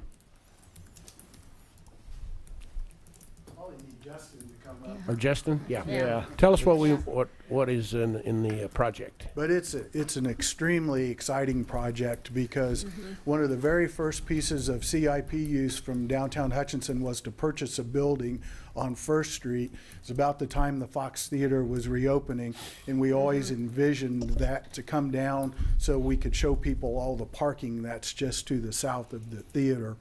And it took us a long time to get the parking lot where we needed to have it, but everything in its place. But I'll let Justin explain the park concepts but it's just another neat piece going along with the quality of life. Be great for the residents, especially in proximity to it, because it'll be a great third space or a meeting space. A lot of a lot of different people for different reasons are going to use this space, in my opinion. Great. Good morning. I'm Justin Combs, Director of Parks and Facilities. Just first, I'll address the cost of that piece. I originally budgeted $250,000. A large portion of that was actually for the demolition of the existing building and shoring of that shared wall between Hutch Rec. After we did some additional investigation with some structural engineers and some architects, we determined that wall does not need any additional shoring. It will need faced. Very good. The brick will not stand up to the elements. It's an interior brick, so it's a softer brick. So that's part of the reason why I feel comfortable bringing that down from 200 or from 250 to 200 from the original budget amount. I had really overestimated the demolition piece, but also the design of the park, the concept of the park right now, we're working with engineering consultants. And really it's kind of functions or has multiple functions. So one would be kind of as an inviting pass through from the parking lot to First Street, whether you're going to the Wiley or whether you're going to the Fox or the Hutch Rec or wherever you're going downtown. So to kind of invite people through the space. Another function that the park will serve as a gathering place. We'll have a small stage for kind of impromptu concerts. We're not talking amplified music or anything, but maybe somebody with an acoustic guitar and maybe some sort of small gathering. Also as a meeting space, so we're going to have some shade available for some fixed seating, so if people want to hold kind of an impromptu outdoor meeting on an outdoor day or on a nice day, we'll have space for that. So really it serves a lot of different purposes. We've even gone as far as, what if we do want to bring some food trucks in, or we want to have a festival or a small event? What could that look like? Where would they park? Where would we need power? So we're trying to make this space as flexible as possible, and really serve population on a daily basis as well as kind of on an event basis. The other thing we're looking at really is making it a little bit unique in the terms of the look and the feel of the park. A lot of our parks I would call very traditional. So our landscape beds are all done kind of in nice curvy lines, with stone, kind of traditional park elements. We're looking at a much more modern urban look for this. So more concrete, more steel, more square shapes, rectangular shapes instead of nice flowy curvy lines. Something you'd see in a larger city in a downtown setting that fits a little bit better, with the buildings around. So, so definitely be something unique to the Parks Department, unique to Hutch. I think it's going to be a really great gathering spot. Hutch Rec has committed to providing Wi-Fi for the space. So I think that will attract people on nice days just to come and sit. We'll have power available for electronic devices and then Wi-Fi available. So excited about the space. That is cool. Interesting. That's great. Appreciate that. What's the footprint size of that area? The total lot length I believe is 150 feet. The existing building I believe is 80 feet. Because the lot is longer than the existing building. It goes all the way to the alley. Width-wise, it's not very wide. It's, I'm trying to think back. We had it drawn on a 5x5 grid. So I believe the width is like 45 feet wide. So it's not it's not a very large space at all. Is or can the alley, I don't want to say necessarily incorporated, but kind of become a part of that space, or the walking path, or what are some thoughts? I think that the alley's needed on a daily basis. There are some businesses that back up to but I think for special events, we can maybe look at closing part of that alley to spill out into the alley. There are currently 6 parking stalls on that site, and we're going to keep probably 3 or 4 parallel stalls just on a daily basis, more for a convenience factor. Again, for an event, though, all that can go away, and that can be used more as park space. So. Okay. Alleys aren't usually particularly pretty spaces, and so you're going to be opening this up and making it much more viewable. So are there, of course I'm asking about the alley, but are there some thoughts to try to make the alley itself look better? I think Jim and I have talked about approaching some of the property owners that own some of those adjacent buildings and making some improvements just aesthetically. Hutch Rec is committed to whatever we do in the pocket park, that look and that theme would kind of wrap around behind their property as well. There'd be some sort of connection there on Hutch Rec's property. So interesting. Justin, while you're here, and I hate to ask this question because it's not related to this agenda item, but the Walnut Street Park, the overlay and so on the corners there, is there planned landscaping to occur yet this summer, or will you have to wait until the fall? There's weeds coming up and so on. I know you're aware of all that, but so the new parking lot, or the newly redone parking lot? Parking lot, yeah, right. Yeah, we will address that this year. Yet? Yeah. Yep. This summer? Yeah, fall? I'd have to talk with Jeremy Lindell and our landscape crew, but I know we've talked about that internally. I don't know if that's a summer where it is. or a fall project. That's all I needed. Yep. Very, very good, sir. Anything else? Nope. Angela, do you have more? I do not have one.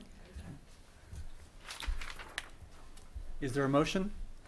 I would move to approve resolution authorizing the public sale of approximately $1,365,000 principal amount of general obligation bonds, Series 2018-A of the City of Hutchinson, Kansas, and authorize the mayor to sign. Is there a second? Second. And moved and seconded. Any further discussion? Call roll, please. Dave Line? Yes. Iris De Carvalho? Yes. Soldner? Yes. Inskeep? Yes. Deckent? Yes. Next item. I need a motion yet for the ordinance. Oh, okay. Yeah, So we, the ordinance, right. thank you. I'll move to approve an ordinance authorizing the issuance of general obligation bonds by the City of Hutchinson to pay the cost of certain public improvements pursuant to Charter Ordinance Number 50 of the city, and authorize the mayor to sign. Second. Been moved and seconded. Any discussion? Take roll, please. Dave Line? Yes. Pyrus de Carvalho? Yes. Soldner? Yes. Inskeep? Yes. Deckent? Yes. Now next item. Item 8B, consider resolution authorizing a special event district for the Smallville Festival. Paul Brown, City Attorney. Council, you've heard that there's going to be a beer garden in conjunction with the third Thursday Smallville Festival event. This is the resolution to allow that. It will be on the sidewalks immediately adjacent to Carl's Bar and Alley's Deli, and around the corner there with that portion of the street that's shown on West First Avenue in the unit block. Without the resolution, it cannot occur at that location without violating requirements of the alcohol beverage control. Okay. Any questions, comment, or motion? I'll move to approve a resolution authorizing a special event pursuant to City Code Section 18-801 and authorize the mayor to sign. Second. Been moved and seconded. Any discussion? Hearing none, call roll, please. Dave Line? Yes. Pyrus de Carvalho? Yes. Soldner? Yes. Inskeep? Yes. Deckent? Yes. Item 8C, consider revisions to the public art ordinance. That was in our consent agenda. Merrill, thank you. Good morning. I'm Merrill Dye, the Assistant City Manager. I also serve as Staff Liaison to the Public Art Design Council. This board was established in May of 2015. It has 7 regular at-large members, and at this time, 4 ex officio members, who include our Director of Parks and Buildings, our Director of Planning and Development, our Downtown Director, and also the Director of the Hutchinson-Reno County Arts and Humanities Council. Mark Rissett last held that position. He worked for both the Arts and Humanities Council and the Arts Council, and now he has resigned that position, so the Arts and Humanities Council position is vacant at this time. I think they're planning to hire somebody, but we haven't heard any word yet whether they've filled that position. Patrick Cavillo, who is the director of the Arts Center, or the Hutchinson Arts Center, is also on the Design Council, but right now he holds an at-large position. The council would like to make sure that we always have a place at the table for the Hutchinson Arts Center director.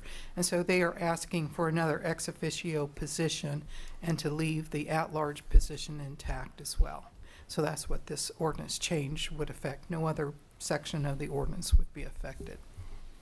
So the Art Center director would be in place of the Humanities Council director, or both? In addition to the Arts and Humanities Council. So we'd have 2 separate positions. These positions are separate now, 2 separate entities. And each would have the ex officio right position on the council. Right. Yeah. Other questions or comments? Is there a motion? Not quite sure how to phrase it. I will move that we approve the ordinance, public art ordinance revision as presented by staff. Is there a second? I'll second. Been moved and seconded. Any further discussion? Call roll, please. Dave Line? Yes. Pyrus de Carvalho? Yes. Soldner? Yes. Inskeep? Yes. Deckent? Yes. Thank you, Merrill. Next item. Item 9A, consider update on structures determined to be unsafe and dangerous. Morning, Trent. Good morning, Mayor, Council members. morning.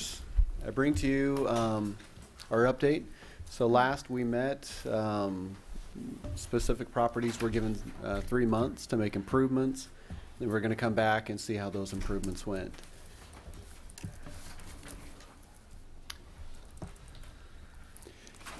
So I'll go through these. Now we've kind of done it different ways. Do you want to discuss with the property owners or anyone else that wants to speak on each slide, or do you want to go through all of them first and then discuss them individually? I'm thinking of doing it as we have the slides. That Yeah. work for you guys? Yeah. Yeah, that's fine. Now I don't see this property owner here. 715 West First. This is what it looked like last time when I gave you the update, so just over 3.5 months ago.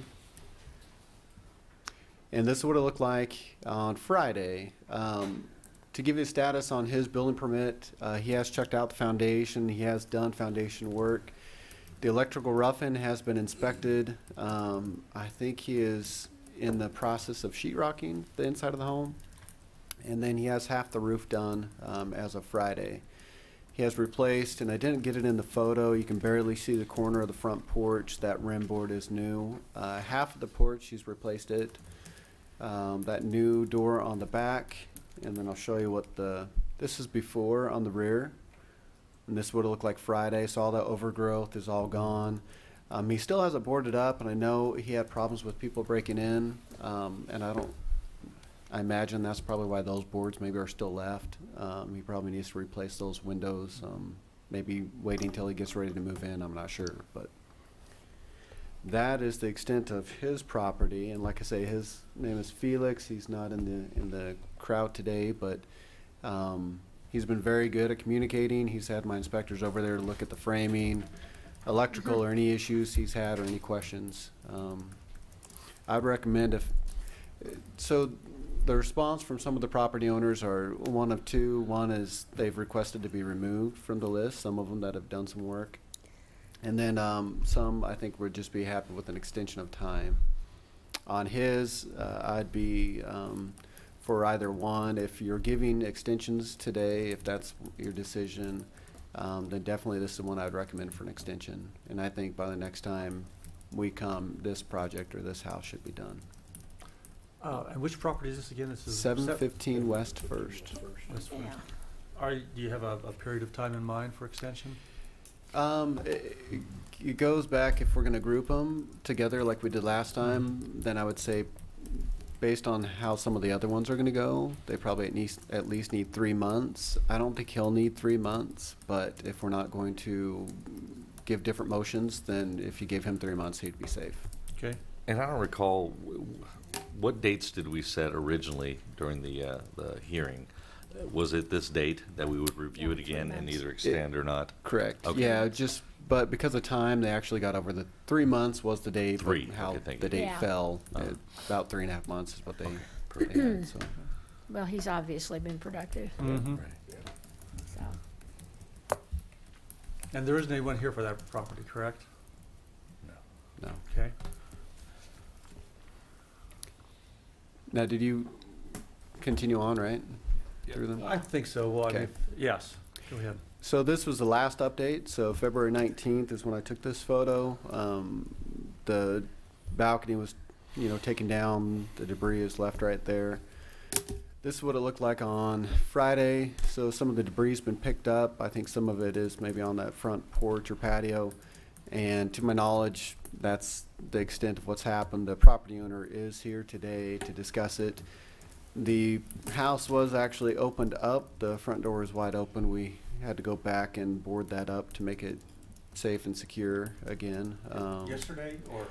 Probably about 2 weeks ago, I think, is when the board up happened.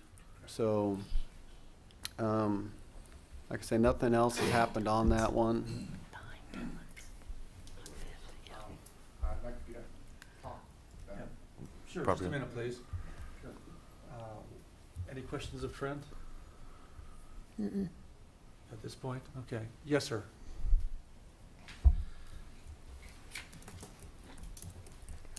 And your name and address, please. Brad Burnett, 220 West 6th. Anyway, running a few slight problems. I got my hand hurt, and then Hutch sent me to Wichita, and they said I could lose my hand, my arm, or my life. So I've been tied up for, so I'd like to try to get another 3 months because I ain't been able to do nothing. Sent me over to Wichita, and I spent a bunch of time over there. Oh. Fred, what kind of contact have you had with inspection department, whether it's Trent personally or one of his staff? I've been hurt for most of the time. I was in Wichita for a long time. I heard you say it, but have you had any contact by phone or anything with him? No. No.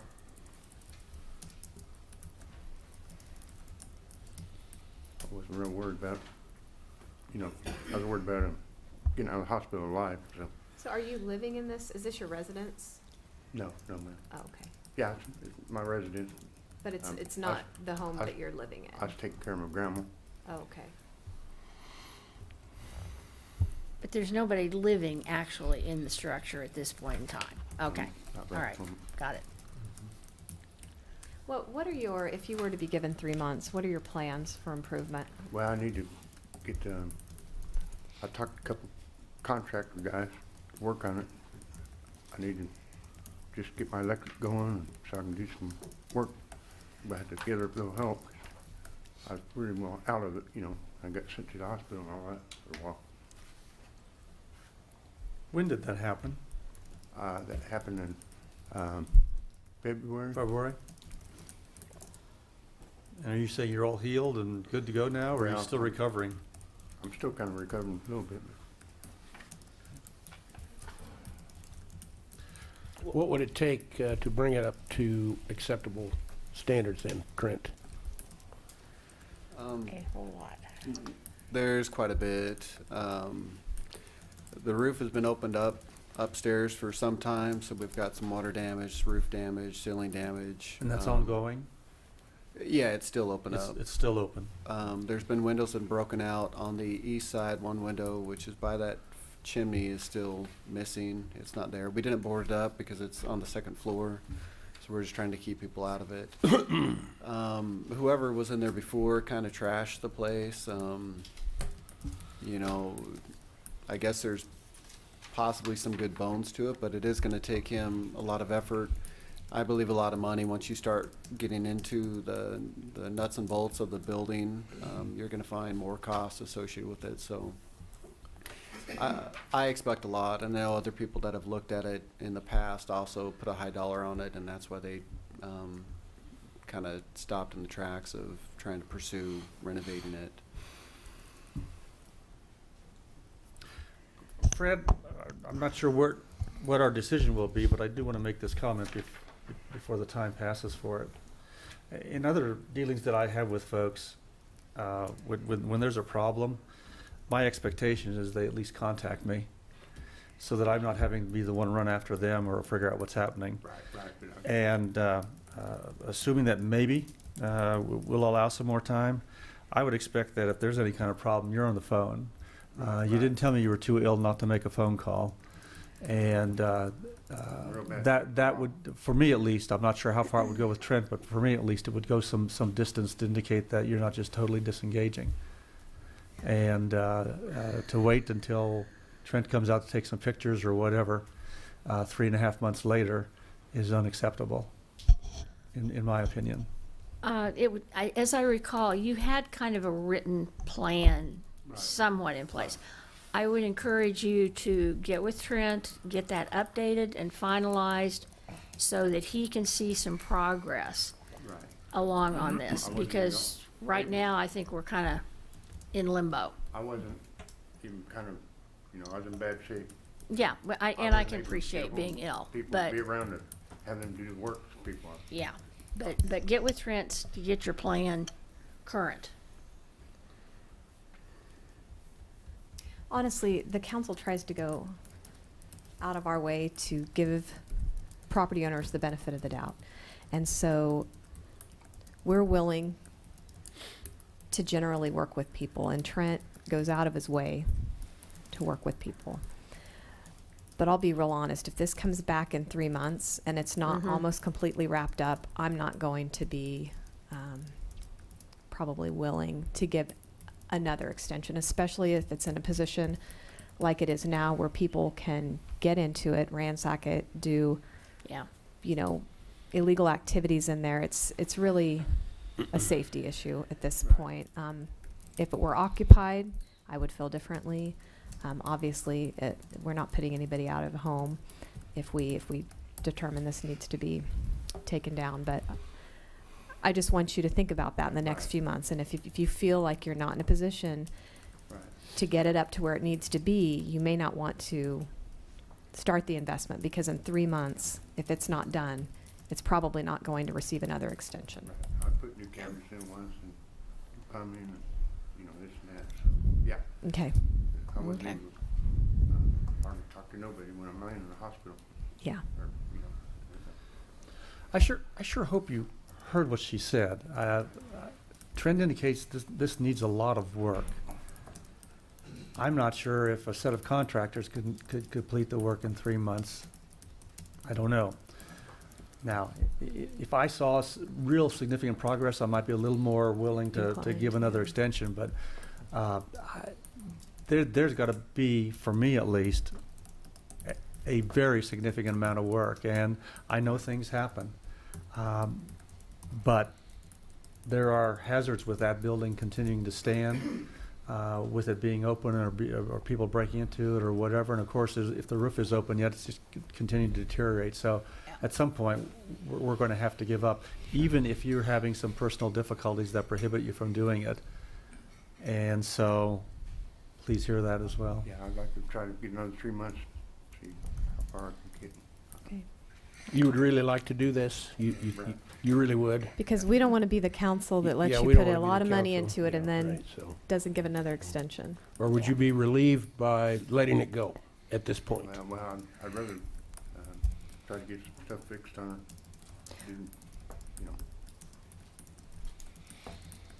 I think Be honest with yourself too. Right. Yeah. Try to be honest with yourself. Go home and think about it. Visit with the contractors, find out what the real expense is going to Right, be, right. measure that against, what you can do, and I had Watertight look at it, some other people. I know there's also some other folks that are in the rehab business that might be interested in pursuing it on their side if you wanted to separate, or sell it to them or whatever. Right, So that's another opportunity as well. But as much as we are trying to consider your emotional attachment to the building and things like that, but we also have to be considerate of your neighbors, the community, the safety issues, and things like that as well. Okay. All right. Okay. Next slide, I guess. Or? Trent, do you want to make any comments to your recommendation? Well, we actually had a nonprofit look at the property, and their cost to rehab it was more than they were ever willing to invest in it. What I expressed to anyone that wants to save it, whether it's for emotional reasons, whether it's family reasons, whether it's going to be their own home, is to put the dollar to it, because when you really add up what it's going to take, it becomes a money pit, and whether or not you're going to hate the home when you're done because you spent everything you had to fix it. And my honest opinion is this is going to be part of that. I think there's great potential with the home, but it would take someone with the financial ability to bring it back to what it was. And I don't know Mr. Burdette that well or his financial abilities, but I would think at this point those would have been expressed in the outcome of what you see, in fear of getting it demolished. If you had that financial ability, you would get contractors, whoever, over there to do the roof, to do the siding, to make it structurally sound again. So just my own personal opinion, and nothing against him or the situation, but I think in 3 months, my fear is it's going to be the same as what it is now. Trent, what's your estimate? What do you think? I was going to say, without sharing the nonprofit, I was curious about that number, ballpark. The nonprofit came back over 100. $100,000 to save this home? Yeah. Correct, and I don't know what they're envisioned, if that's just to restore it in the condition it's in now, or if that was altering any of it. I don't know. I mean, it's lath and plaster throughout most of it, the roof and the ceiling, so you're going to have electrical in more places than probably what you're planning on. There are some plumbing issues. He has talked to plumbers. I don't know if they've thoroughly gone through it, but as you open up walls, you tend to find more problems than what you expected. And if you don't have the financial backing to address those problems, then all you're going to do is find more problems and find more reasons why you can't fix it. Well, hearing that, I'm a little apprehensive to honor an extension because, again, I don't want to encourage somebody to put everything they have into it and it not even touch the amount that needs to be put into it to bring it up to code, and then we order it demolished. And that's a more devastating decision at that point. Absolutely. I would recommend, if you're giving him any time at all, to actually consult with more than the contractors that he had selected for the minimal work that they bid on. His cost came back very small on his time frame. I don't remember offhand if it was less than 6,000. But it would be maybe get a general contractor over there and say, okay, what would I have to do to get this livable? And he's got some prices on the roof, and I think that was for part of the roof. I don't think it was letting them just go out and do it completely, because it was a very low bid. And they might give him a realistic number, and then if he's financially able to do that himself, then say someone gives you an estimate of $60,000 if it's one of our contractors in town, then yeah, maybe you could do it for 30. But if he doesn't have the 30, then I think that's the answer right there. There's no point in pursuing and putting in $3,000 when you're not going to save the house, you're not going to rehab it. It's still not going to be livable after $3,000 gets put in. If the roof gets replaced, it's still not livable. Would it make sense to come back next meeting I was thinking the same thing. and see if a proper estimate's been done and make a decision at that point? If he's willing to go out and get that, then I have no problem with that. If he's not, then I think it's, you know, his own Exercise personal of futility. opinion of what it's going to take, and I think it's just skewed a little bit. Well, and hearing what he's heard now, I think you see where we're coming from. Right. I think it would allow you to do a little bit of soul searching, looking at your own personal finances, what your abilities are, and things like that. I was going to ask the same question. Is that out of line? We were deferred it for a week to allow the individual to. That'll be 2 weeks. 2 weeks. Or excuse me, 2 2 weeks. weeks. Next excuse meeting, me, which yeah. will be an evening Yeah. meeting. I mean, we can do what we want. I guess that's That's true. I mean, Alright. We try to typically have one motion and treat every property Right. the same, but they're not the same. They have No. different levels of investment and time that's been put into each. So although it's not neat and tidy, maybe we need to address it that way. Because at this point, I'm not sure just allowing a carte blanche extension Right. on it like we did on the other one is the right decision. I would agree. Mr. Burdette, you've heard our discussion, including the last minute or two. Are you wanting to pursue getting a good, solid contractor's estimate on cost and scope of work to be done? By the next meeting. By the And 20th. could you yeah. do that in the next 2 weeks? Well, not 2 or 3, but 2 weeks. 2 weeks. Or 4 weeks, but we meet every other week or twice a month. Well, I'd like to know something by next Yeah. meeting, I would think. June 19th. June 19th is our Is next it the meeting. 19th? Oh, I guess it's the It'll be in the evening here. It starts at 5:30. Are you available in the evening? Okay. 5:30 is when it 5:30. starts. If it's anything like today, it could be 7:30 before we're talking with you, but 5:30 is when it starts. Hopefully not. So it sounds like what we'll probably do is give you a 2-week extension to get some information together, which may or may not influence your own decision, and we'll talk about it then. Very good. Thank you. Okay. Thank you.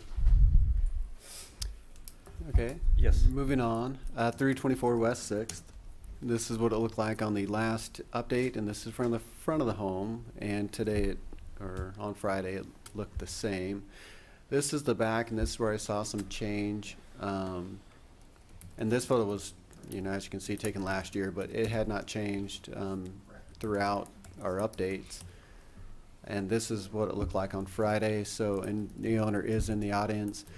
There's a little bit of plywood that was placed on the back of the structure, some corrugated metal up on top, and I think a little fascia. And other than that, I couldn't see any more changes with the structure. And I think that's my last photo. Of that one. Go back one more again, please. Okay. So again, some plywood on that attachment and something on the roof. Correct. And that is it's an attached garage to the house. Or is that It is. It's one shed-style roof pitched off from the house. From the I don't know hou- if from the it's house. independently supported, the structure, or if it's physically attached, the whole thing, but. Yes, please. Yeah. Well, hang on just a minute. Any further questions of Trent at this point? Nope. Not at this point, thank you. Come on up, sir. Jeff Mack, 313 North Main, Hutchinson. As you've seen in the back picture, or 3 months ago when we talked, I had the little deal that says I was not going to get a lot done because I was realistic for this first part. As for the second part, the main thing was to enclose the garage so people would not get in there. That has been hopefully accomplished. I did not get any felt paper on there or nothing, but I did get the top weathered in.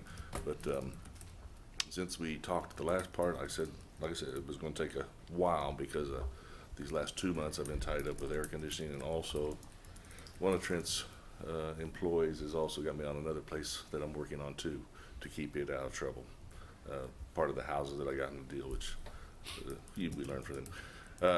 One of the other things that I've done since that time was acquire some financing for this house, because as Trent has said, some of these houses, as he told me, is it really worth keeping?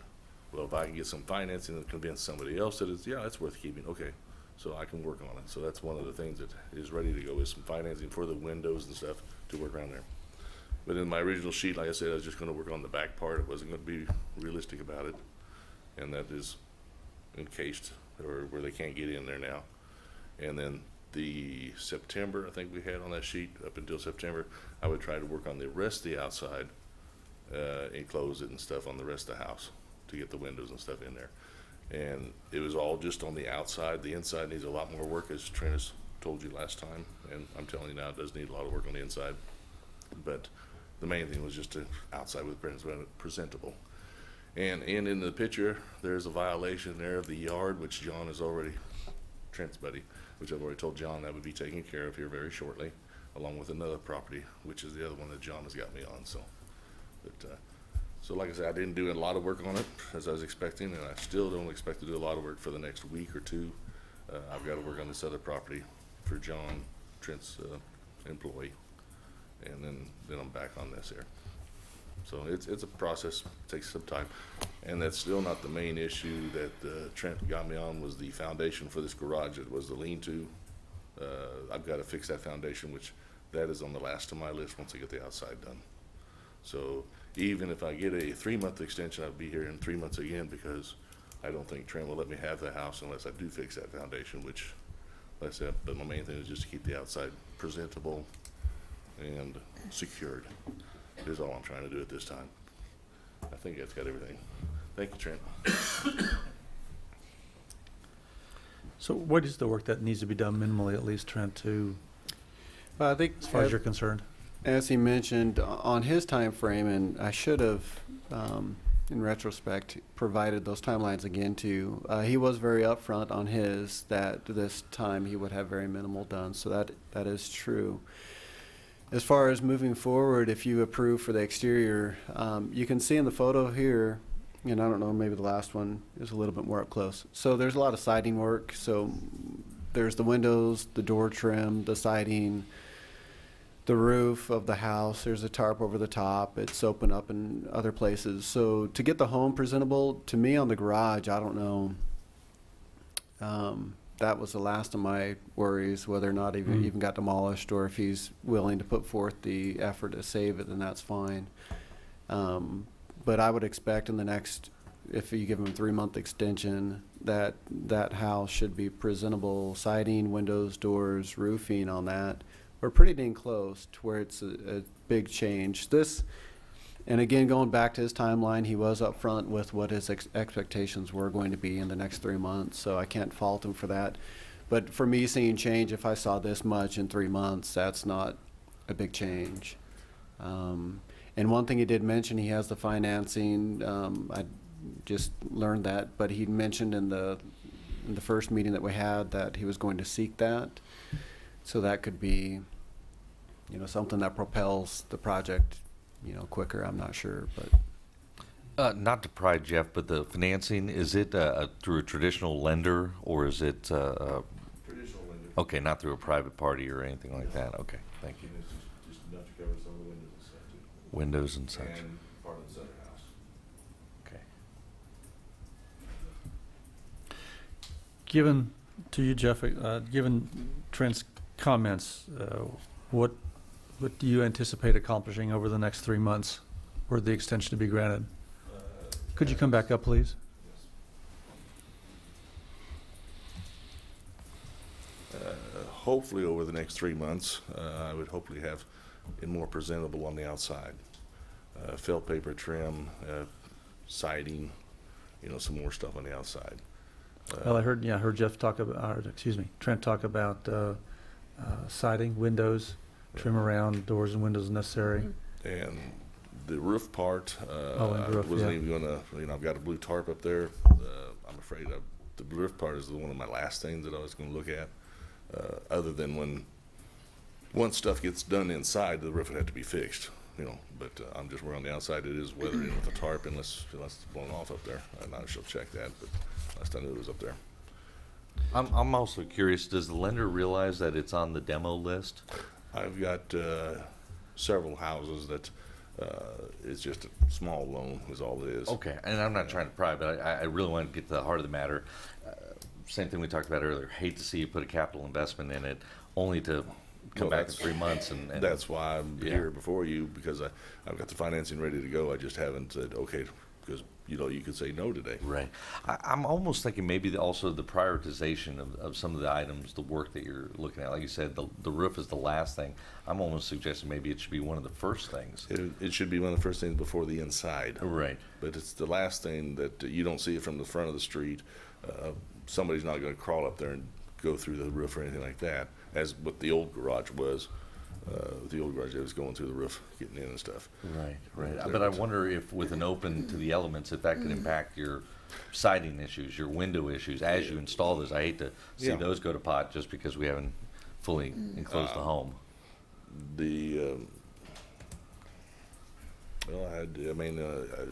There may be a little leakage up there, but if I have to, I'll go up there and put some sheet metal up there and cover it up better, like where the chimney and stuff was through the roofs before. But like I said, I really haven't been concerned about the roof. It's not doing anything downstairs. Jeff, are you paying your taxes? On this house here, I've paid 1 year. This was on the tax list.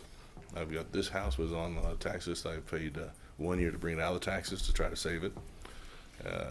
And then the other house is the same thing. I paid 1 year on it to get it out of the tax list. That John is currently arguing with me on the siding, which is not an argument. It's just it needs to be done. These are houses that I acquired from somebody that I probably shouldn't have. But it's a hobby, or I guess either that or you have a psychiatrist to relieve your stress. I don't know. But yeah, so I do have some back taxes. So are they back a year or 2 or 3 years? These are 3 years on these. 3-year back taxes are due? Because it's one of those things, well, am I going to get financing? Am I going to be able to work with the city? Now, I did have one of these 4 houses that I bought before was on the tax list, and I went to, anyway, it was on the tax list. I went to see Mr. Sullivan, the county attorney, and then, of course, they was going to sell it, so I said, okay, they're going to sell it. So I got the things out that I needed, and that was it. Well, Mr. Sullivan didn't sell it because now we find out if you have a house on the tax list that's going to be tore down, the county doesn't want to sell it. So I ended up back with a house that was too late to fix or even sell. So eventually it did get tear down, and unfortunately, I think the city's paying the bill for the tear down, or paid the bill for the tear down. Had I had a little more time. In fact, I did come back before the council and say, hey, look, I was unaware that I even owned a house at the time. I thought it was sold. That was, 4 years or 3 years ago, whatever it was. So.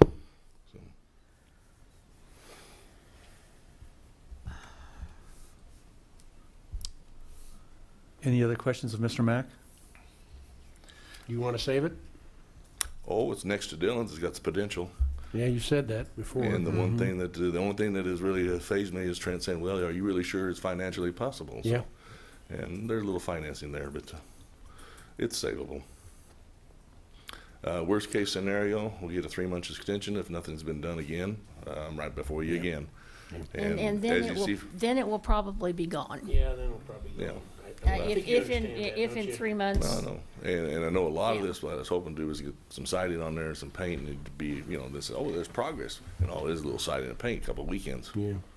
But that didn't happen. Well, I don't think we're going to be satisfied with a little siding or paint 3 months from now. It just won't cut it. I don't, for myself, I don't expect it to be done, but there's got to be some real market. Some accountability. In September, it's not really even 3 months, it's 3 months, June, July, August, September. 3 months from now would be September. September, okay, so September is what we talked about in the original plan. But, well, I hope I can prove you wrong. That's all I can say. Well, I hope you do too. Yeah. And it's not a matter of my being wrong or right. But I see so many old houses that got potential that are just getting boarded up and tore down. And this is one that I got cheap or whatever. Actually, find out it's expensive. But I hope to do something with it. Old houses are expensive. Okay. Well, I think, apparently you've stayed in contact, I think, a little bit with Trent over the last 3 months, so. I hardly ever talk to him, except on other things, yeah. My sentiments, and it sound like some of the other sentiments are much like the other property. There's just got to be some progress. And we would urge you that if you don't think you can make the progress, don't go waste any money on it. Well, that's because the next time around is probably going to be the last time around. That's what I told you last 2 weeks, or 3 weeks. I'll be realistic on the first deal. Okay. Okay. Thank you. Thank you. Okay, 1210 Forest. This is what it did look like last year, and then before the new owner that was before you guys last time. And he is in the audience here. This is what it looked like on Friday. I actually took this photo Friday, then went back yesterday and met with him and walked through the house. And this is what it looks like on the inside. Oh. Something's been happening. Yeah. It has. So the outside, that little shed style carport was taken down.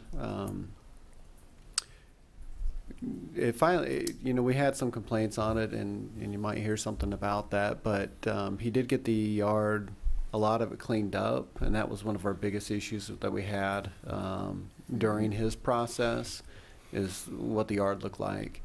I didn't actually know anything was happening on the inside until I went by there yesterday, and I was actually pleasantly surprised with the amount of material he bought to work on this. We talked a little bit about his plans with the inside of it. He reinforced the floor, which I was surprised. Usually homeowners will, or the do-it-yourselfers that aren't maybe in this line of work, they'll put the walls up that they don't know it's picking up a load, and that load transfers down, and they don't do anything with it. And they actually had the crawl space resupported or supported, so it picked up that load from the floor. But he's in the audience if you wish to talk to him, or if he's got any comments, he can come up and talk. Refresh my memory on this particular plan. Was there a time frame where they thought they might have it completed, or yes, and he can probably tell you closer on what that time frame was. I thought at the 3 months he was going to be close, and I think we're still a ways away. When I was here at the last meeting, I said that the money was the only issue and that the time was fine, and then I got a mandatory 60 hours overtime job, so the progress kind of screeched to a halt. There was also with the foundation issues with the floor being reinforced. We couldn't pour concrete until it was consistently above freezing for a long enough period of time. So that was kind of what held me back. I didn't want to build any walls on top of the floor that were then going to be pushed up when we jacked the floor up. So it just kind of held us back on that for a good while. But I'm now doing, I switched jobs, so I have a lot more free time now to put time into it. So I'm not sure if it'll be habitable within 3 months, but there will be more significant progress in these next 3 months than the previous 3 months. Okay. If memory serves, did you have a partner you were working with at the time? Or? Yeah, there were a few partners that changed plans, and dissolved. Okay. It's mostly me now working on it. Okay. Don't know. Tagging off of Trent's comment about neighbors, I'd urge you to make it a point to regularly mow, just to have it looking a little better. I mean, I can tell there's been trash picked up and the carport. But just looking at this particular photo, it looks like it could use a quick once-over by a mower, and that would just help the neighbors feel better about it. They're bound to see you carrying stuff in and out and making noise, but they'd probably like to have the front yard look good or look presentable.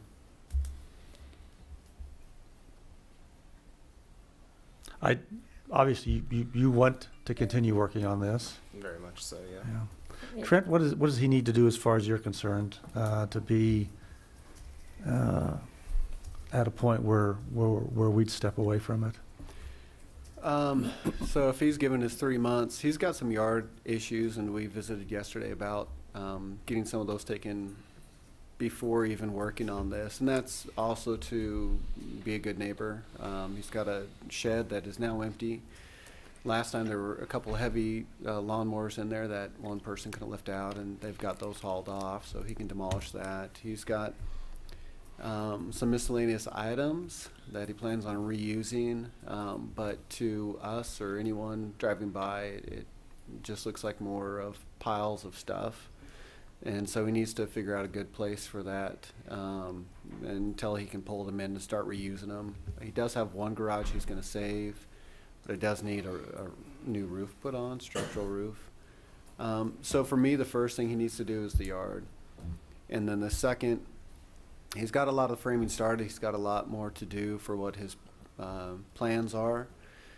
For us to walk away, I would think all of our rough end stages would have to be completely done and that outside complete.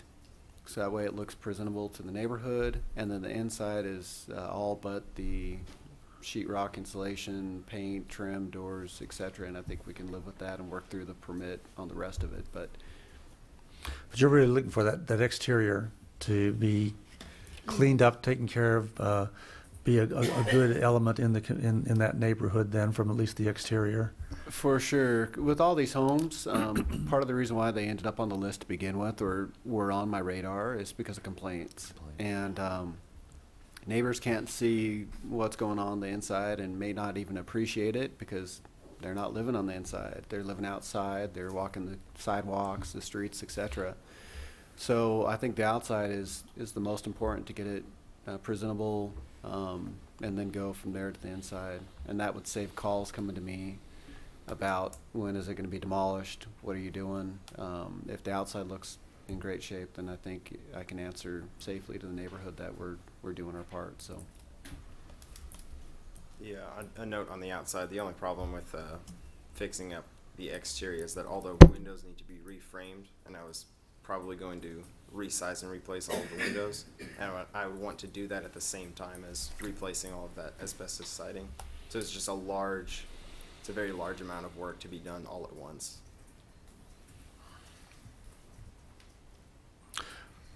Well, assuming we give you another extension, I would urge you to listen to Trent as far as what gets you the quickest towards being in better stead with us, with the city. That may or may not meld well with what you've got in mind, but you'd certainly be wise, I think, to follow his counsel.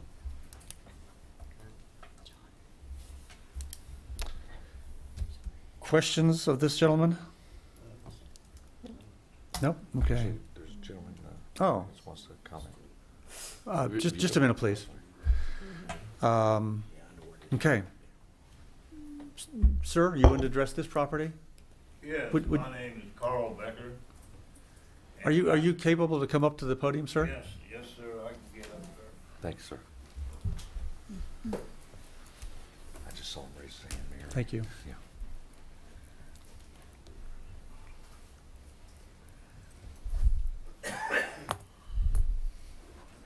I live next door to this house. I live next door to this house. I live at 1214 Forest.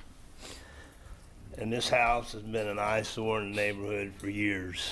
I mean, since almost 30 years I've lived there in my house next door. And like Trent says, he doesn't show pictures of the garage. The roof is all caved in. And and the yard has always been way overgrown. The backyard is way overgrown. It's got feral cats living around there in the buildings. It's got possums bigger than cats. And then out of the garage, we've seen them crawling on the roof of the garage. This young man is really taking on a big project, and I have to commend him for it.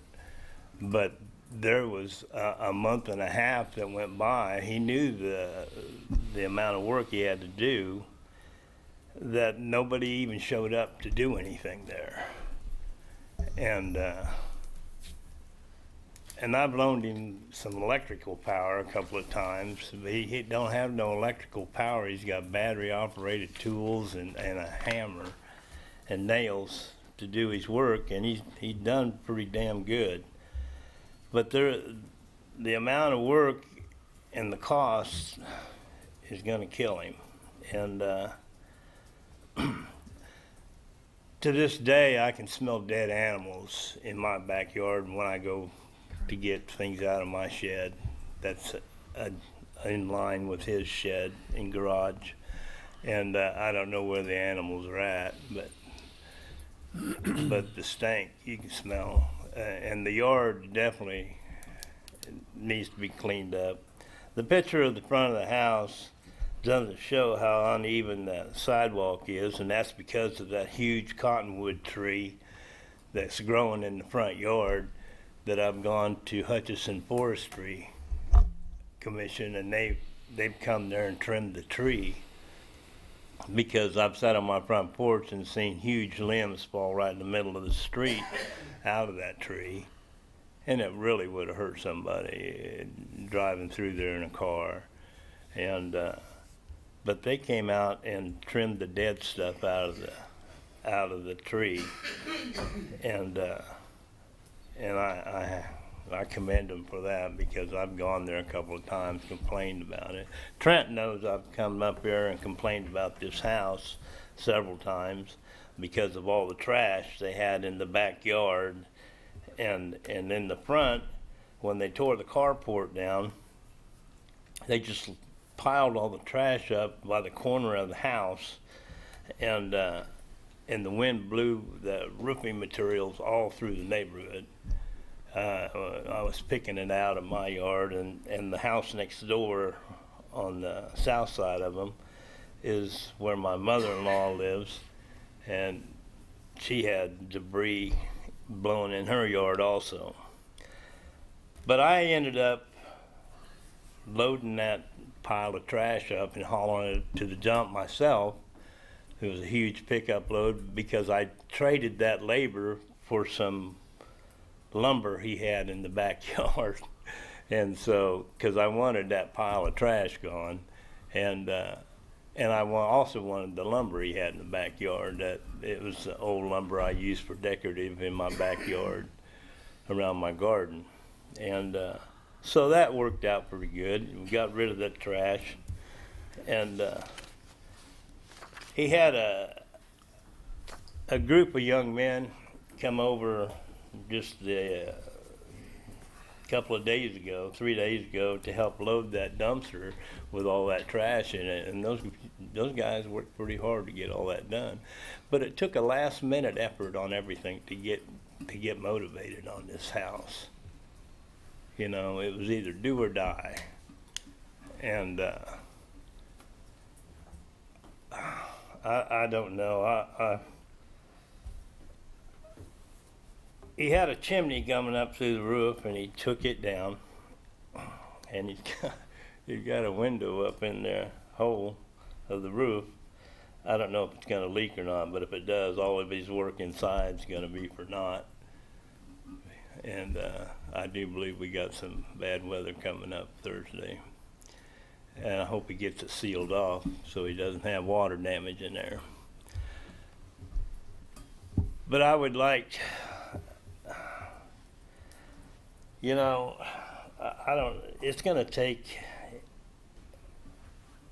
a considerable amount of money to get this thing done with the windows and everything he's got left to do. I hope he's got the finances to do it. And they talked once, his buddies were talking about building lofts upstairs in this house, and that 5 people were going to live in there. And I think that's quite a few people for that little house. But it all depends on how close you are with your friends, I guess. And that's my opinion on this. Now the weeds, he's got this vine problem along his garage that have grown up and over and grown all through my yard, and I've had to rip off, you know, that, I don't know the name of that vine that some people think it's decorative, but it's a hindrance. It grows through my garden, and I have a heck of a time trying to keep it back, and it grows up into my shed in the backyard and grows through the masonite siding, and it just grows everywhere. And trying to keep it back is a really big problem, and nothing has been done. The last owner of the property came there one time and ripped it all off the side of the garage and just let it lay there on the ground.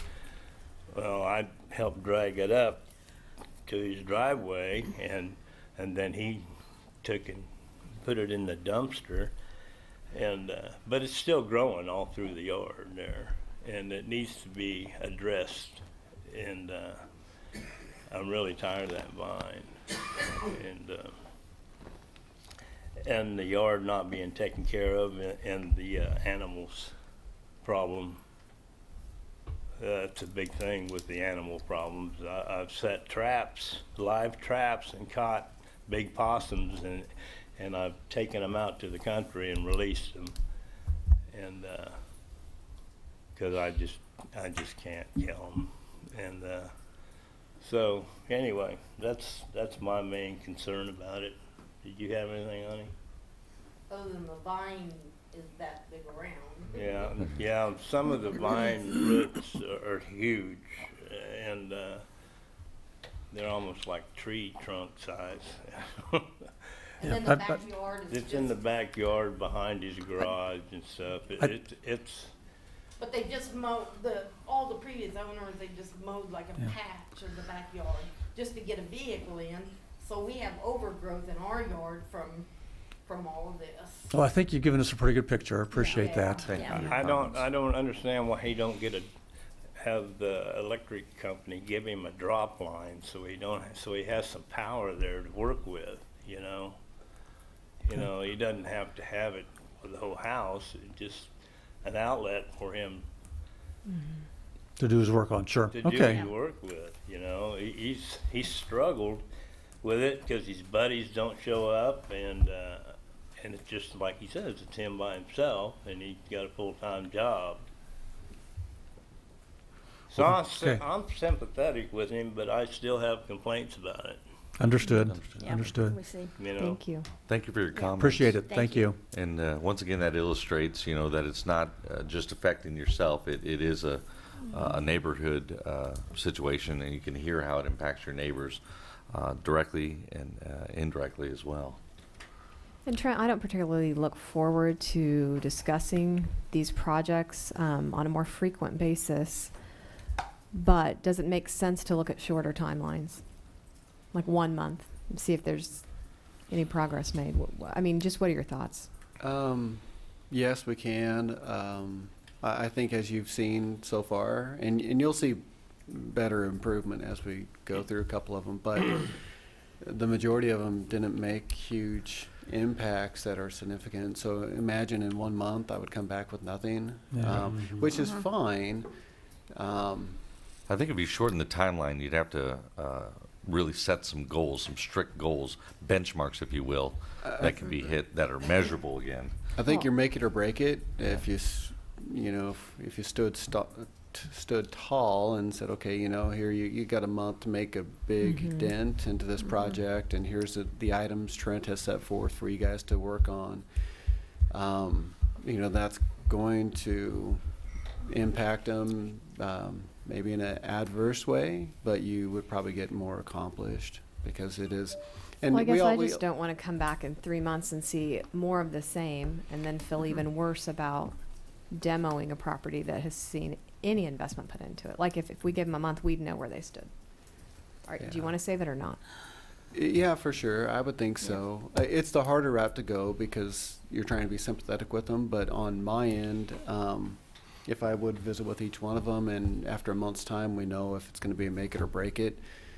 I mean, it would make my job easier because I'd already have these properties either identified to be saved or identified to be demolished, and I'd be moving on with my project. So for me, it would be easier.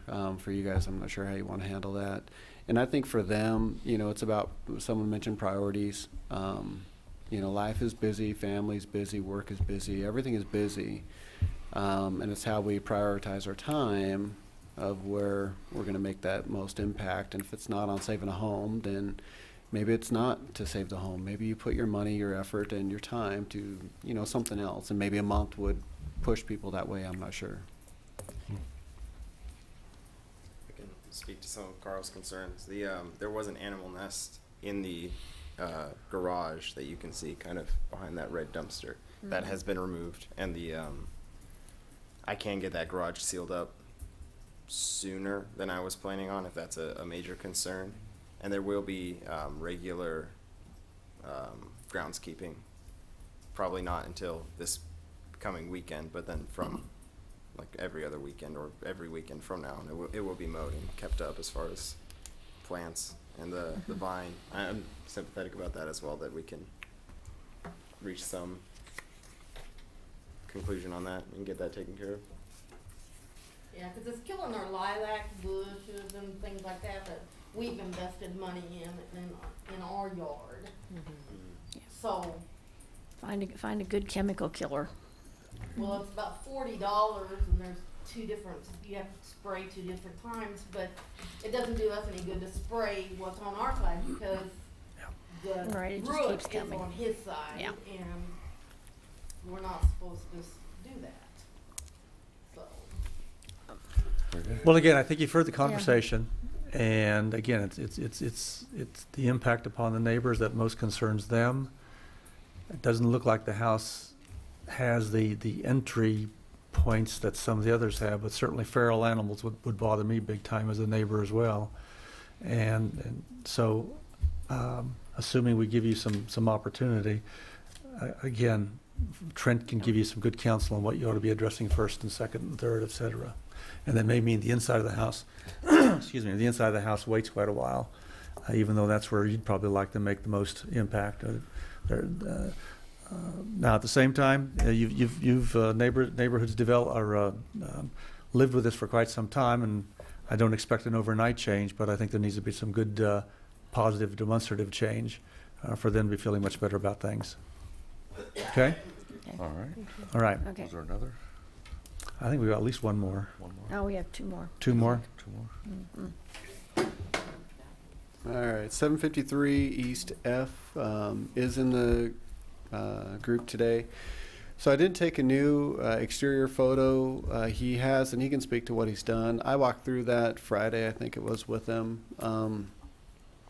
And most of what is visible is demolition. There was a lot of stuff. I think someone who lived there before left it in the home.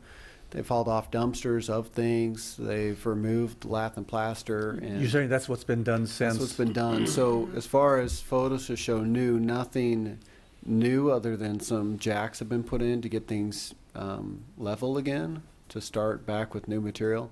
Short of that, everything's been removal of old. So all of that stuff in the front is gone? Yes. There might be a couple other items. I don't know if the desk is still there, but for the most part, yes. Okay. There might be a couple things still there because they're still hauling stuff out. So I don't know if it's new stuff there, but it's not perfectly clean. And I think he was going to mow over the weekend. I haven't been back since Friday, so I don't know if that all got cleaned up.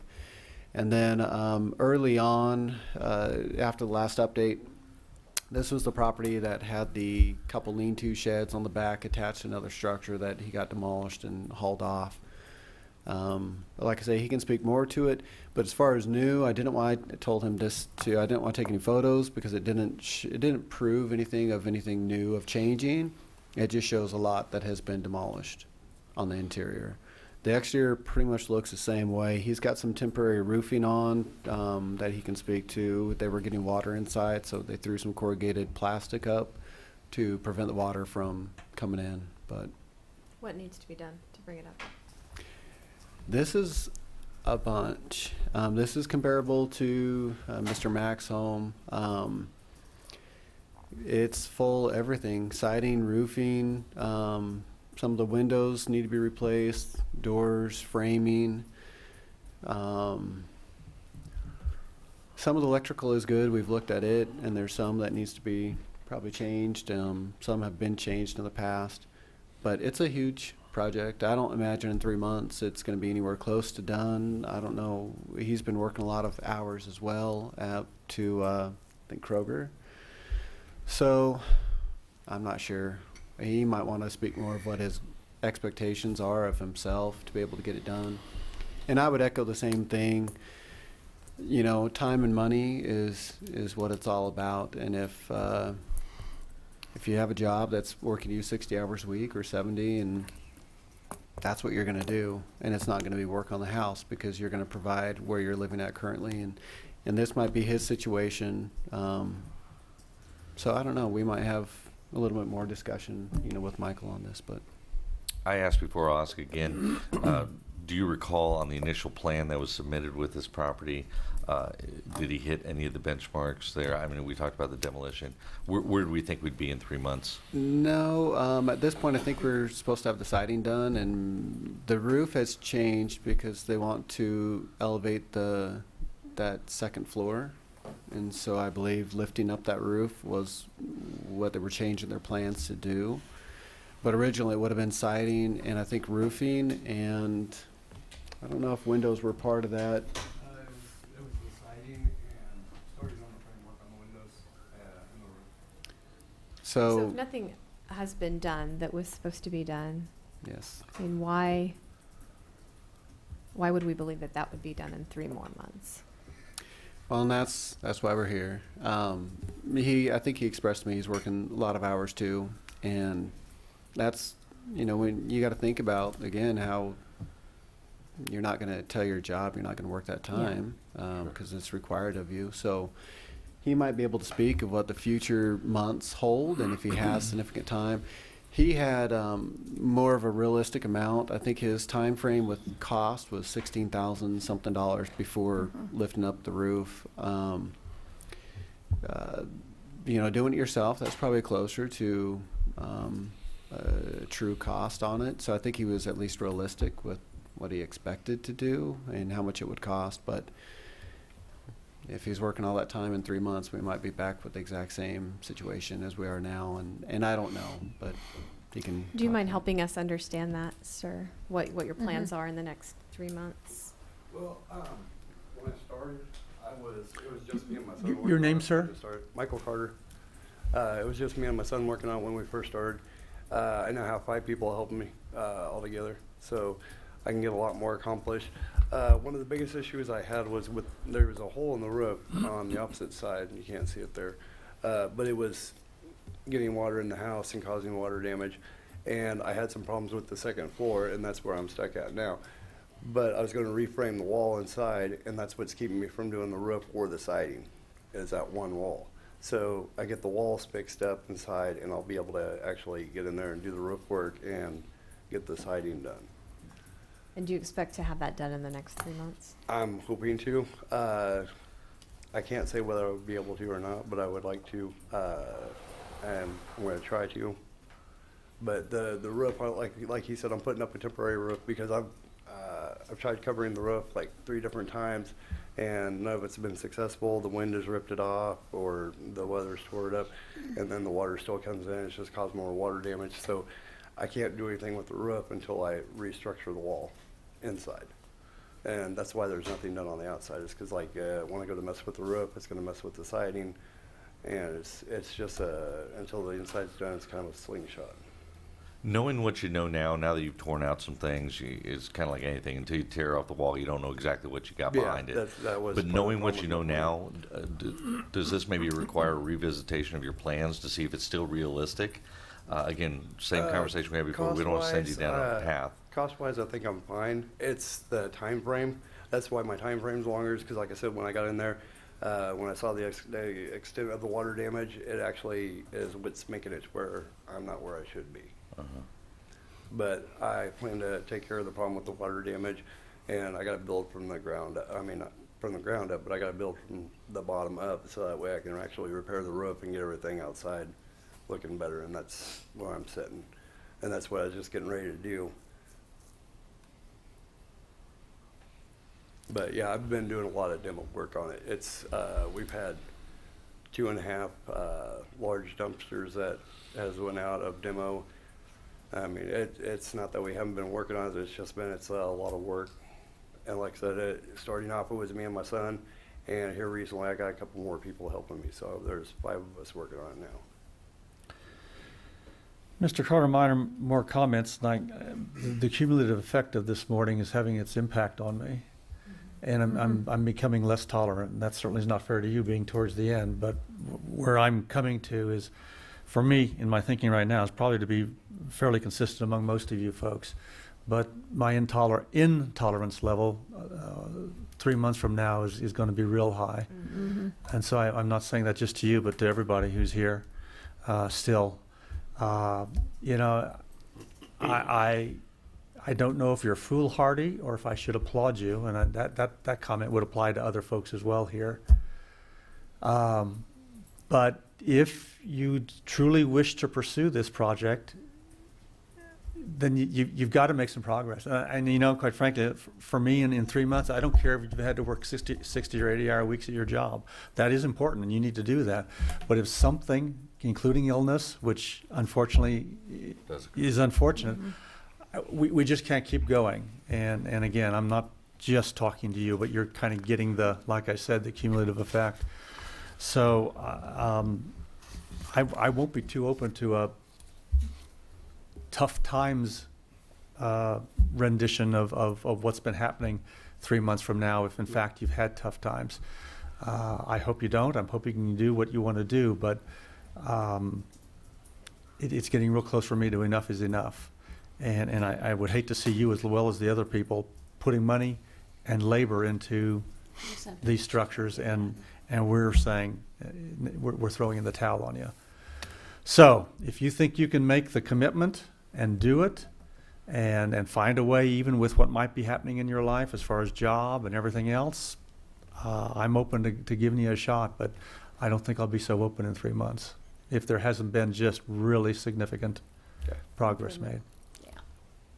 So I'll say something similar. I don't know. I'm not even going to ask Trent what needs to be done, but I suggest you have that conversation and follow his counsel. I've been trying to keep in contact with Trent. Good. He's shaking his head, so you have, and I applaud you for doing that.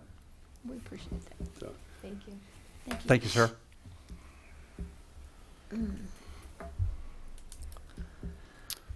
Okay, 763 East 5th, or East F, and they are here. The exterior looks a little bit different. This was one of the original photos that I took for your last update.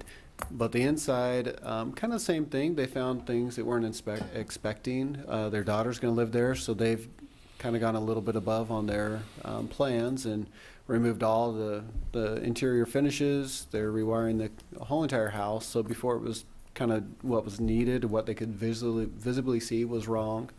And we've been over there. I've looked at their framing. They've been very good at communicating with me. I think their progress has been great so far. Geez, that's nice to hear. They still have work to do, and they're aware of that, but they've been great at just communicating and getting me over there to look at it and see what the progress they've made. So, and they're, like I said, they're here if they want to comment. If you're happy, we're happy. Yeah. And remind me, was this on the list due to a complaint basis? Outwardly appearing, it's not one of the rougher ones I've seen. even in that This- original photograph. This is the cleaned up version. So originally, I'm not sure if this one of the neighbors, the 753, was by complaint. They had a lot of overgrowth, so they both looked that they were vacant and abandoned. The one over here, we had a complaint on the property, specifically someone living there, and we think it was maybe not even their property. There's kind of this makeshift building on the lot beside them. But that's what got us in the area. Got us where we're at. Mhm. Does the owner wish to comment to us, make any comment? You sat here that long, you ought to say something, right? Relaxed after all. Thank you. John Kuntz, 763 East F. All I gotta say, it's all his fault. His fault, right? I got in there and I found a few deficiencies with some stuff, some like mold in one room, so in the kitchen, so we ended up gutting that. That wasn't in the plan either. And then I started doing more work, had Trent come in and give me some ideas of where I need to go, and it's an older house. Yeah, all the windows needed headers above them. So we got me going on that. We had to change some ceiling rafter or joists and rafters or whatever, and I got that part pretty much done. And then I started going, and me and Trent was talking. Trent goes, sometimes if you're this far, it's better just to go the whole way. And I'm like, well, my daughter's gonna live in this house, and I might as well go the whole way, Trent. So end up doing a lot more on this. So I would have been done by now, but I still think I could be pretty close to being done in that next 3 months. I don't think I'll be all the way because I got to redo all the furnace and ducting and all that too, and so I got to move my finances around a little more than I thought I was going to have to do. But I think I'll be fine. It'll be close. I don't think I'll have it done in the 3 months, but he will come back and say it's improved a heck of a lot more again. Yeah. So that's about the best I can do there. Well, I think I wrote the quote down. We appreciate the great progress that you've made. All right. Thank you. Thank you. Thank you. Okay, and the last one, she was here and she had to leave. This is what it looked like before, and I put a note up there, new HVAC system. It's currently being installed. We've had one inspection on the system so far, and so she has made progress on that part of it. And then the last thing, if you remember, well, you may not remember, but I mentioned to her some porch issues that she needed to address, and so she's been very active in re-supporting her porch. So that's what it looked like on yesterday. So, and I think once her porch is done, she does have some siding to finish up. She'll probably be real close. The HVAC system was one of our concerns, and her contractor's in the audience today, so he maybe could even speak on that. But oh, there we go. Her biggest problem is the help not showing up to help her in a timely manner. I think that's commonplace when you're doing it yourself and things like that. That maybe it's not recognized as you enter into a project that has to be considered. Yep. And she was one that requested to be removed from the list. But I think as, listening to everyone today, I think it would just be fair in her situation because she still has things to do. And I know we have our building permits for her house, but I don't see any harm in whatever extension you offer to group hers with it, and we'll run through it and show you the end result, what it looks like at the end of it, so you see the progress. I mean, ultimately, the goal of these are to get them torn down, to make it nice and safe and not an issue of blight to the neighborhood, or to get them rehabilitated and lived in, or at least the possibility of being lived in again. So if we see at the end of this some photos showing the end result that is good, I think that could be refreshing for you guys too. So, and that's our last property. Yeah, well, if she's put in a whole new heating and air conditioning, she's pretty well committed. So. And the roof, she had I'd say the roof close was to new as well. complete. Yeah. Last update, she had half of it done. Now it's, I think, all done, including the fascia board. So it needs painted and primed, or primed and painted. But. All right. So Trent, a question, procedurally, I assume you have some kind of a specific punch list. Each project has its own variables and so on, but a specific punch list that you clearly understand, the owner of the property clearly understands, so the two can meet in the middle, so we've got some definition of exactly the status of these and what your recommendations are. Yes, I've visited with all of them before on their timeframes and what their expectations were. I think visiting with them again on what's really going to show in 3 months would be beneficial to all the property owners to make sure we are on the same page. Because at that point we would have had 6 months plus of time. Yeah. And I don't know if a firmer hand is part of the approach, or we are typically awfully lenient, and that's okay if we can see substantial progress being made. But we just keep stretching these things on and on and on and on indefinitely. We've just got to bring closure to these things, and I think we need to communicate that certainly to yourself and to them, that these are the expectations by these dates, and if they're not met, then they're a candidate to be demoed. And I could do a better job of that, you know, of course expressing that to them, but you know, you think, okay, well, we're gonna visit with them, we're gonna go through their time frame. I wait for communication. In some cases I don't get any. Right. And then I, you know, expect in the council's hands that they'll listen and make, you know, that ruling on it. But I definitely could be more, I don't want to say forceful, don't even know if I want to say stern. I think stern, more clear, more explicit in terms of what those expectations that you. Or maybe the council should lay out that if they're not communicating every month to Trent, then this probably isn't going to work. Or well, communication's part of it. I think. So since this is just very open as far as the processes of it, the times that we've extended out to be a year, those have been cases that have been some of the most challenging, and if you still drive past those homes, they're still not complete. Right. Yeah. That is what we want to get away from, because these homes have sat for such a long, and I have respect for all these people. Absolutely. It's nothing personal, but they've sat there for so long. That's why they come up on the list. And so we definitely don't want to extend them out to 9 and 12 months and a year and a half and find no true resolve with it, because I still get the complaints from the neighbors. Yeah. And going through the process and now say, well, they're off the list where, you know, their permits expired. Some of that is tough, and then we got to just go ahead and recite them with violations, which we have done. Yeah. And we've worked through it on the violation side of it instead of coming through the condemnation side. So we still see the progress, but it's definitely not the road we want to go down. So at this point, it's to make it or break it, and I think they need to step up and make it, or, you know, we need to be a little bit more stronger probably.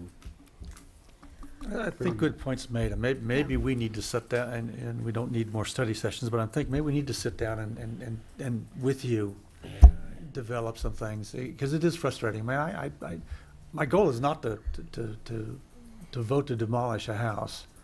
I'd much rather it be saved, but your point is well taken. If at 9 months and 12 months we're still looking about the same thing, we'd have been better off 9 months earlier than just dropping the hammer and demolishing the building. So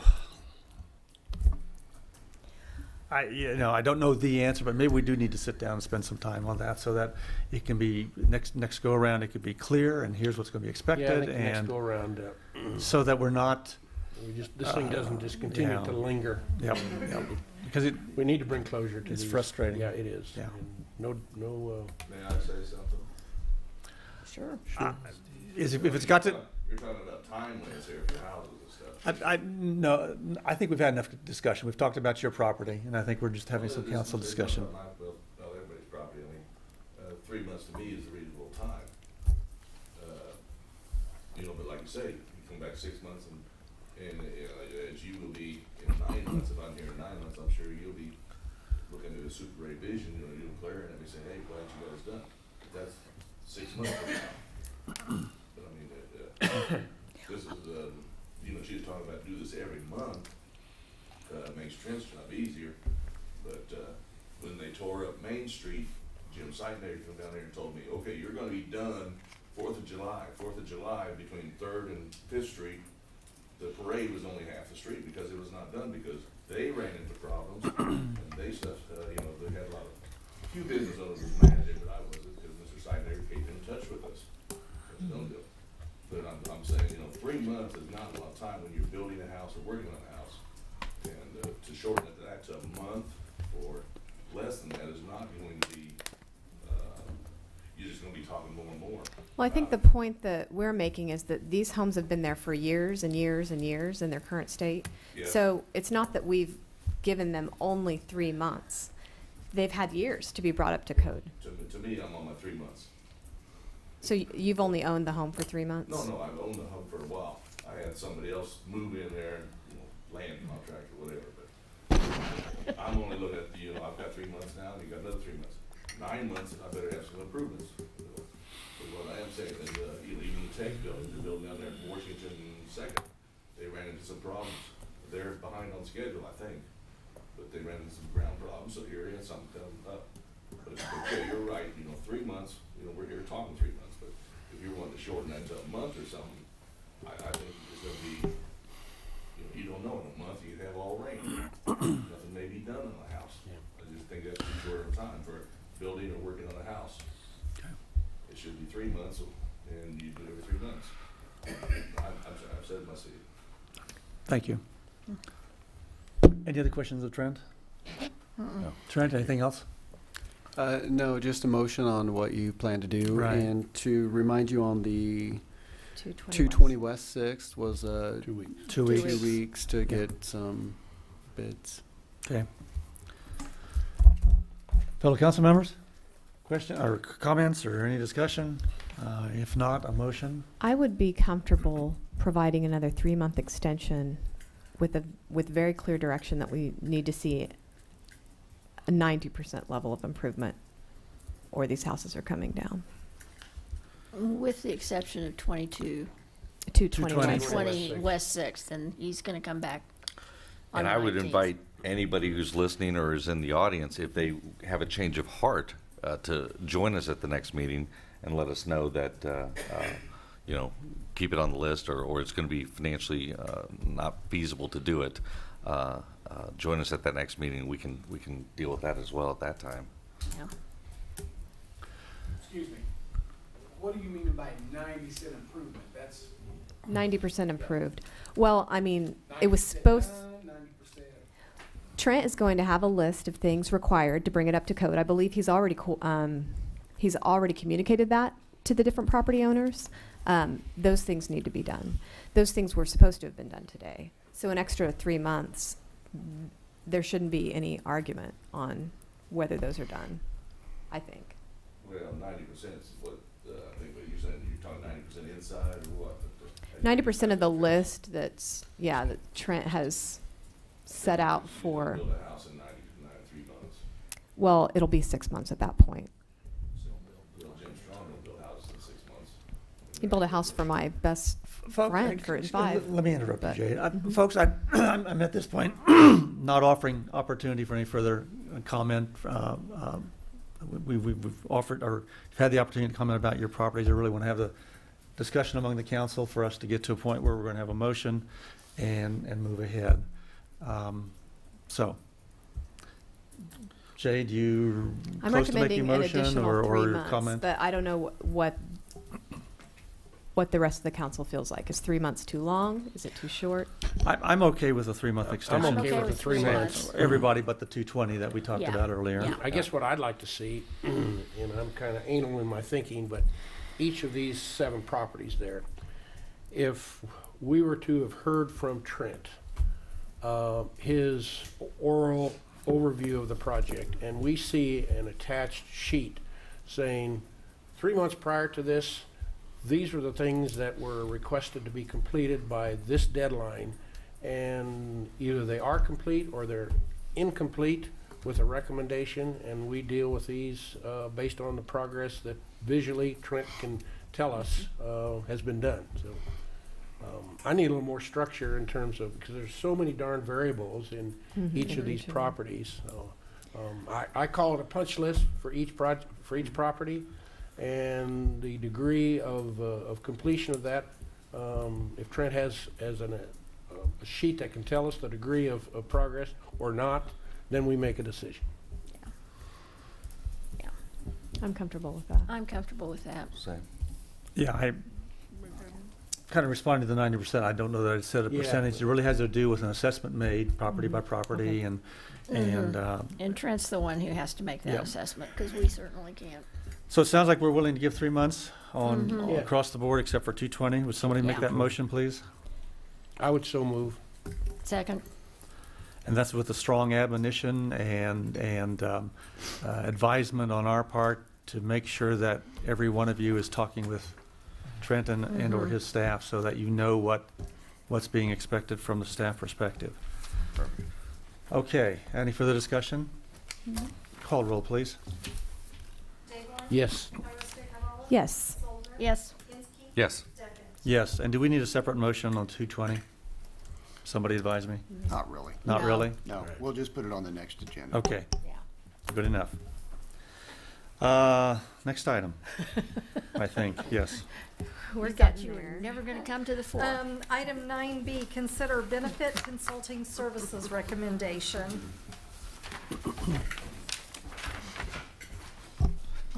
Tom Sanders, Human Resources Director, and I know we've had a very, very long meeting, so I'll try to be succinct and to the point. And Well, don't short yourself either. It Yeah, has been a long it's meeting, but important stuff. that doesn't make this any less important. Yeah, but I'm happy to be with you this morning to talk about our recent RFP process and selection process for an employee benefits consulting firm.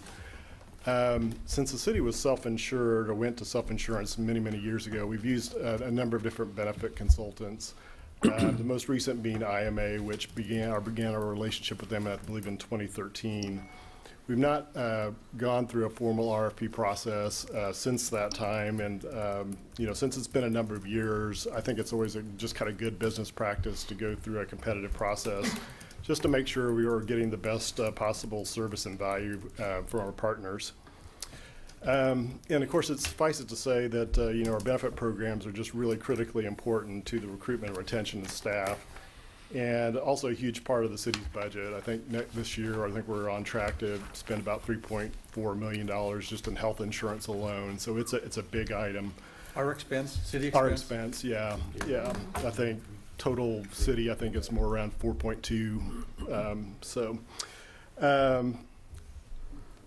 So when we put the RFP together, we really tried to think about some of the critically important things that we needed from a partner, which included things like data analytics and reporting, plan design, renewal process management, legal regulatory compliance is a big issue for us. Employee communication strategies and tools are also just really huge. And then wellness programming support was another key area of our concern. We also asked for each firm's industry history and client-based characteristics. And also another really important factor was depth and experience of the proposed service team.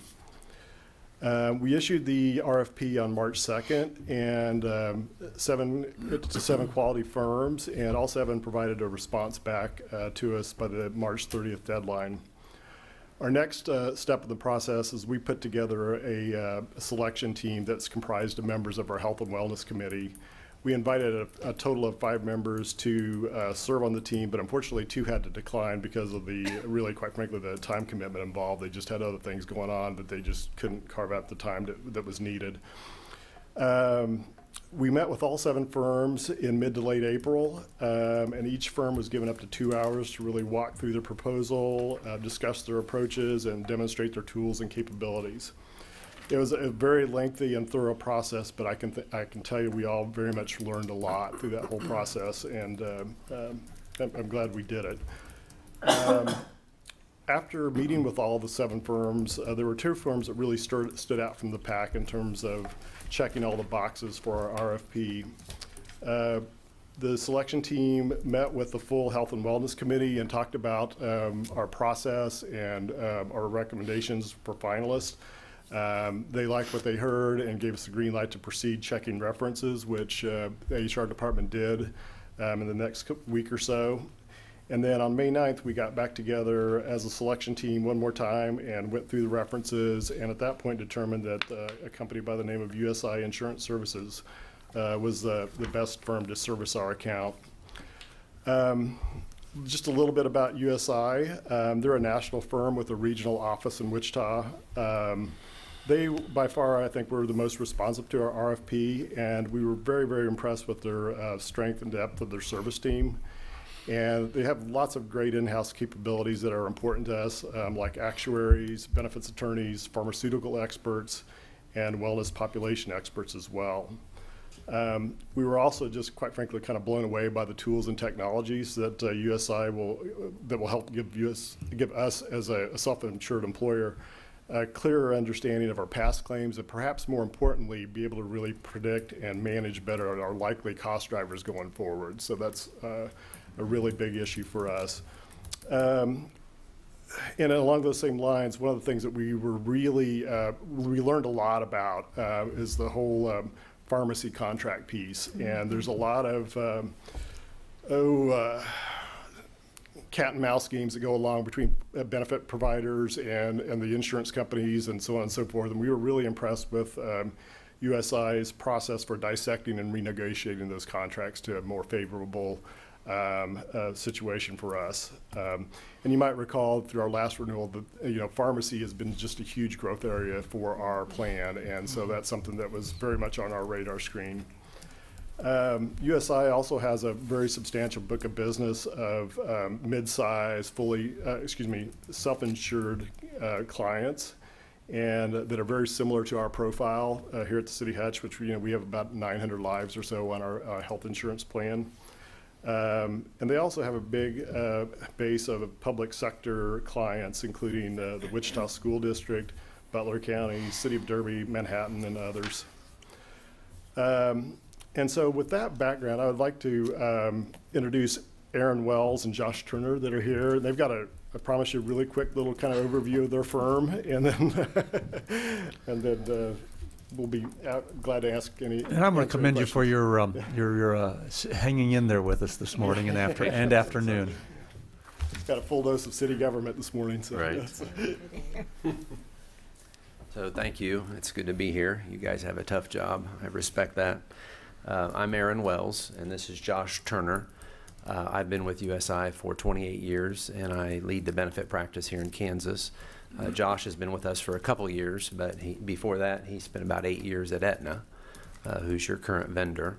So I can just give you a real brief background on USI and maybe where we see some of the opportunities and the low-hanging fruit, to assist you and help you control benefits costs. I think if I just hit the down arrow here, this will work. Yeah.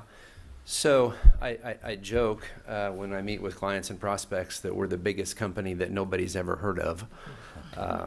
We just acquired all of Wells Fargo's insurance operations. We have about 7,000 employees across the nation. Those employees are in about 175 offices, something like that.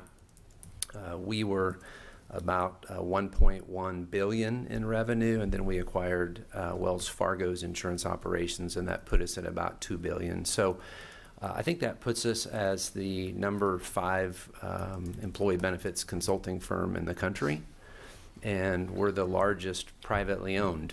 I've worked for some publicly traded companies, and it's refreshing to work for a privately held company because you don't have to always answer to shareholders and think short term.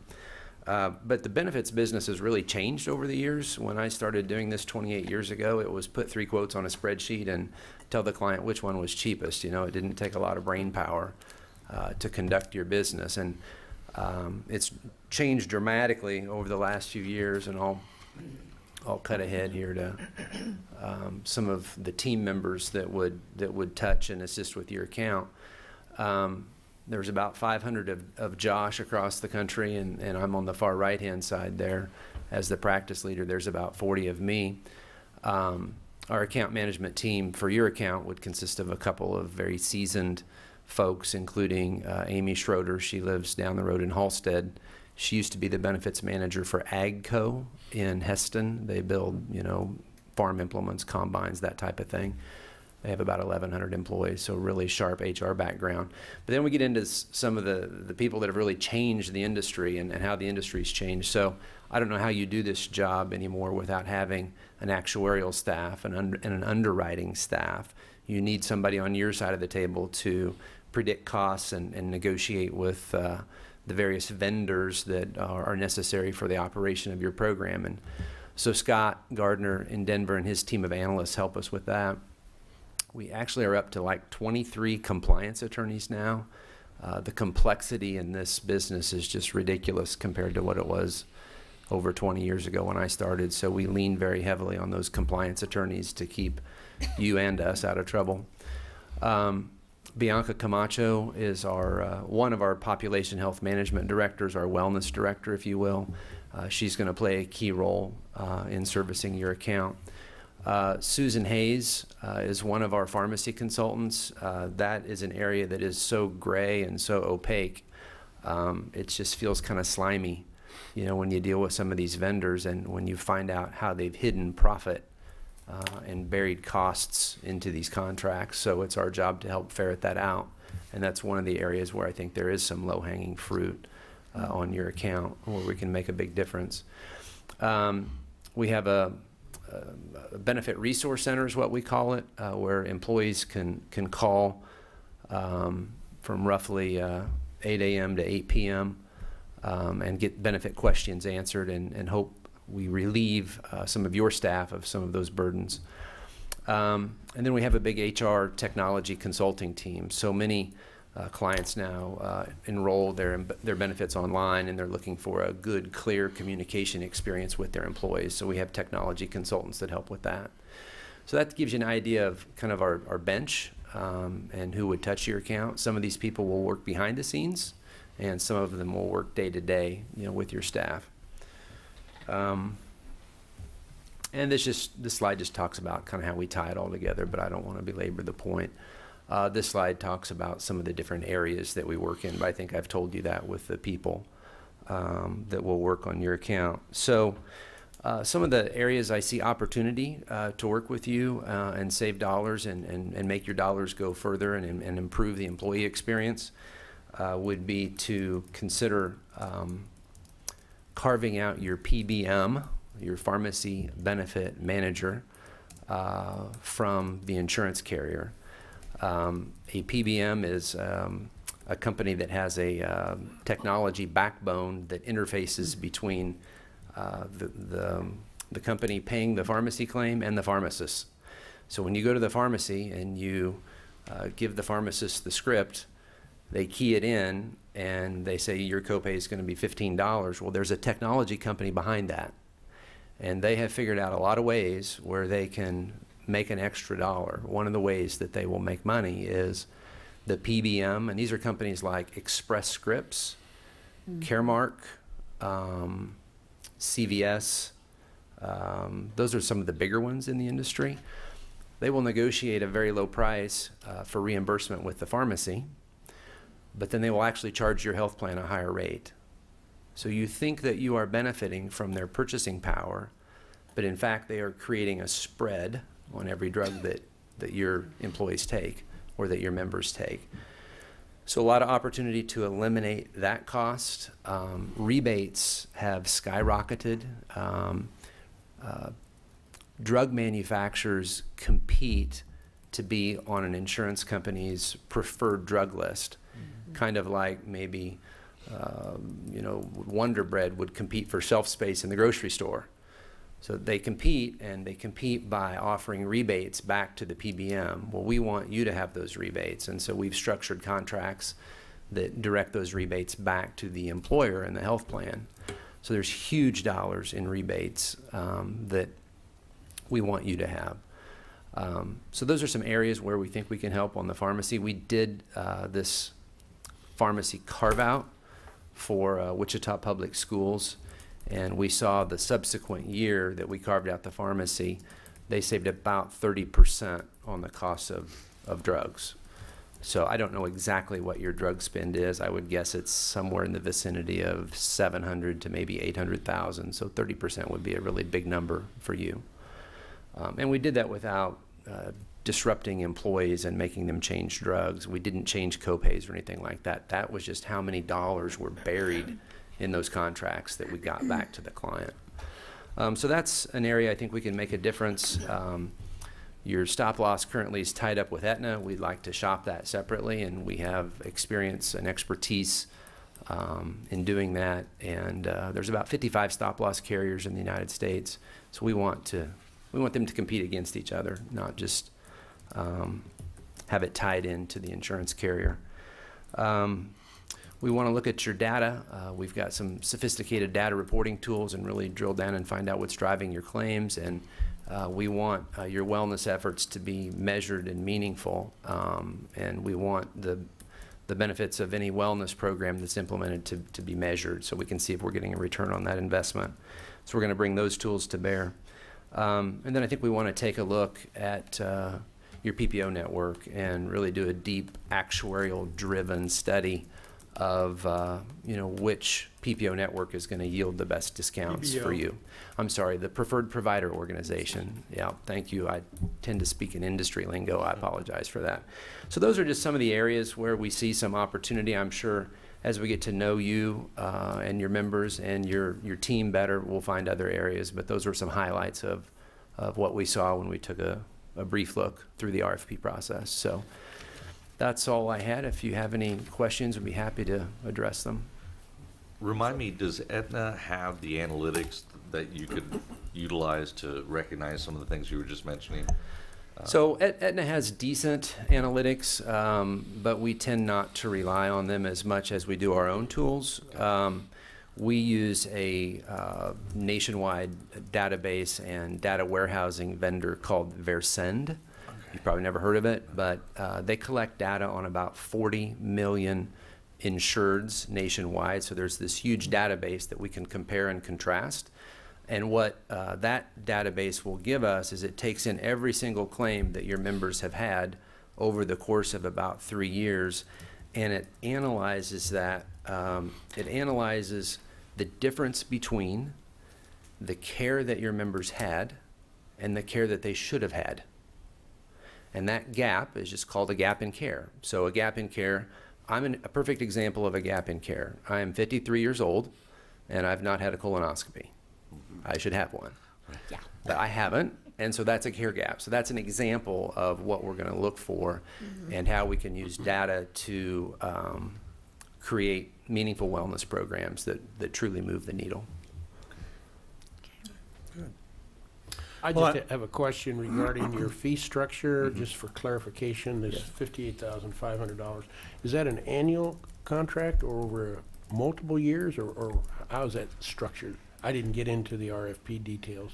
Yeah, I can address that, or you can. Yes, that's an annual amount. That's an annual amount? Yeah. Okay, Yeah. all right, I wasn't sure if that was an annual amount. Very good, okay. And for multiple years? No, it's just it would just be for 2019. Just for 2019, very Yeah. good, okay, all right. But, okay, but kind of follow up, are we looking at then a renewable for 2 more years or 3 more years? At a fixed rate. At a fixed rate increase, or? That's certainly something we could ask for sure. But it's one of those things that we want to make sure that this is a pretty elaborate process, and you don't want to change, your consultant every year. Right. And talk with Aaron about that, and we've had some assurances that, we don't, we're not low bidding you, and then, it's going to be $80,000 next year, so. Yeah. So you'll be looking at a contract renewal annually and a right. negotiating contract cost. Renewable or? Yeah, and that's what we've been doing with IMA over the last 5 years, so. I'm sorry, say that again. And that's what we've been doing with IMA over the last 5 years. Okay. Yeah. I see, okay. Yeah. Part of it has to do with the whole Kansas cash basis law thing where Paul tells me I can't do these multi-year things. No. Yeah. No, but you can you not be looking at a renewable for up to 3 years or 5 years or that kind of thing? Cash basis law, you basically do it a year at a time. Right, but I mean, you can be approaching it with the intent to renew if money, et cetera. Put a clause in there that says we'll interpret the contract according to the cash basis law compliance. Okay. Well, Tom, it's exciting and encouraging to me. If what if a little bit of what Aaron said comes true, we're going to more than pay for that Yeah. $58,000. And so I applaud the hard work that you and a number of other folks put in, and the time. And I think it offers a lot of opportunity for big payoff economically, as well as wellness wellness plans are something I support strongly. And I think the stronger a wellness plan, the healthier people stay. Yeah, absolutely. And it's not only good money-wise, but it's just good health-wise as well. You know, last year, you know, we talked about our wellness program, that this year we just kind of wanted to put a pause on it, hit the brakes, because we did look at it and we weren't really seeing any movement of the dial. And so this is part of that whole process too. So they're bringing some things to the table that we haven't had, and so we're excited about that. So Aaron, if we were to approve this, perhaps I could suggest that maybe you would consider your company relocating a branch office over to Hutchinson? Would that be a fair trade-off, Aaron? So Josh, are you up to move it from Heston to? I'll talk to my wife. Right. I'm in Heston now. So Just down the road. Oh, funny. Tom, anything else? Well, just one final thing, and that's just to give some recognition and a big thank you to the people that served in our selection team, Kathy Nisley, Richard Buller, and Bev Exposito. They all just really dug in and really took this process seriously and did a lot of homework and asked great questions, and their input and involvement has just been invaluable. So I just want to thank them. So good. Yes. Yeah, I don't think it could be understated. The benefit side of employment is rapidly outpacing even what you get paid these days. You want to know what other benefits there might be to help you with health care costs being as they are. And then once you have it, you want to make sure your employees really know how to engage it, and so we don't miss those the gaps. communication side of it's a whole other piece that's huge that quite frankly I feel we're really inadequate in. So I'm excited with what they're going to bring to the table on that. Perfect. Okay. Perfect. Further questions or discussion to council? Thank you. Is there a motion? Thank you. Well, I would move to approve authorizing staff to enter into a consulting services contract with USI for benefit consulting services in the amount of $58,500, effective as soon as administratively feasible. And a second? Second. Been moved and seconded. Any further discussion?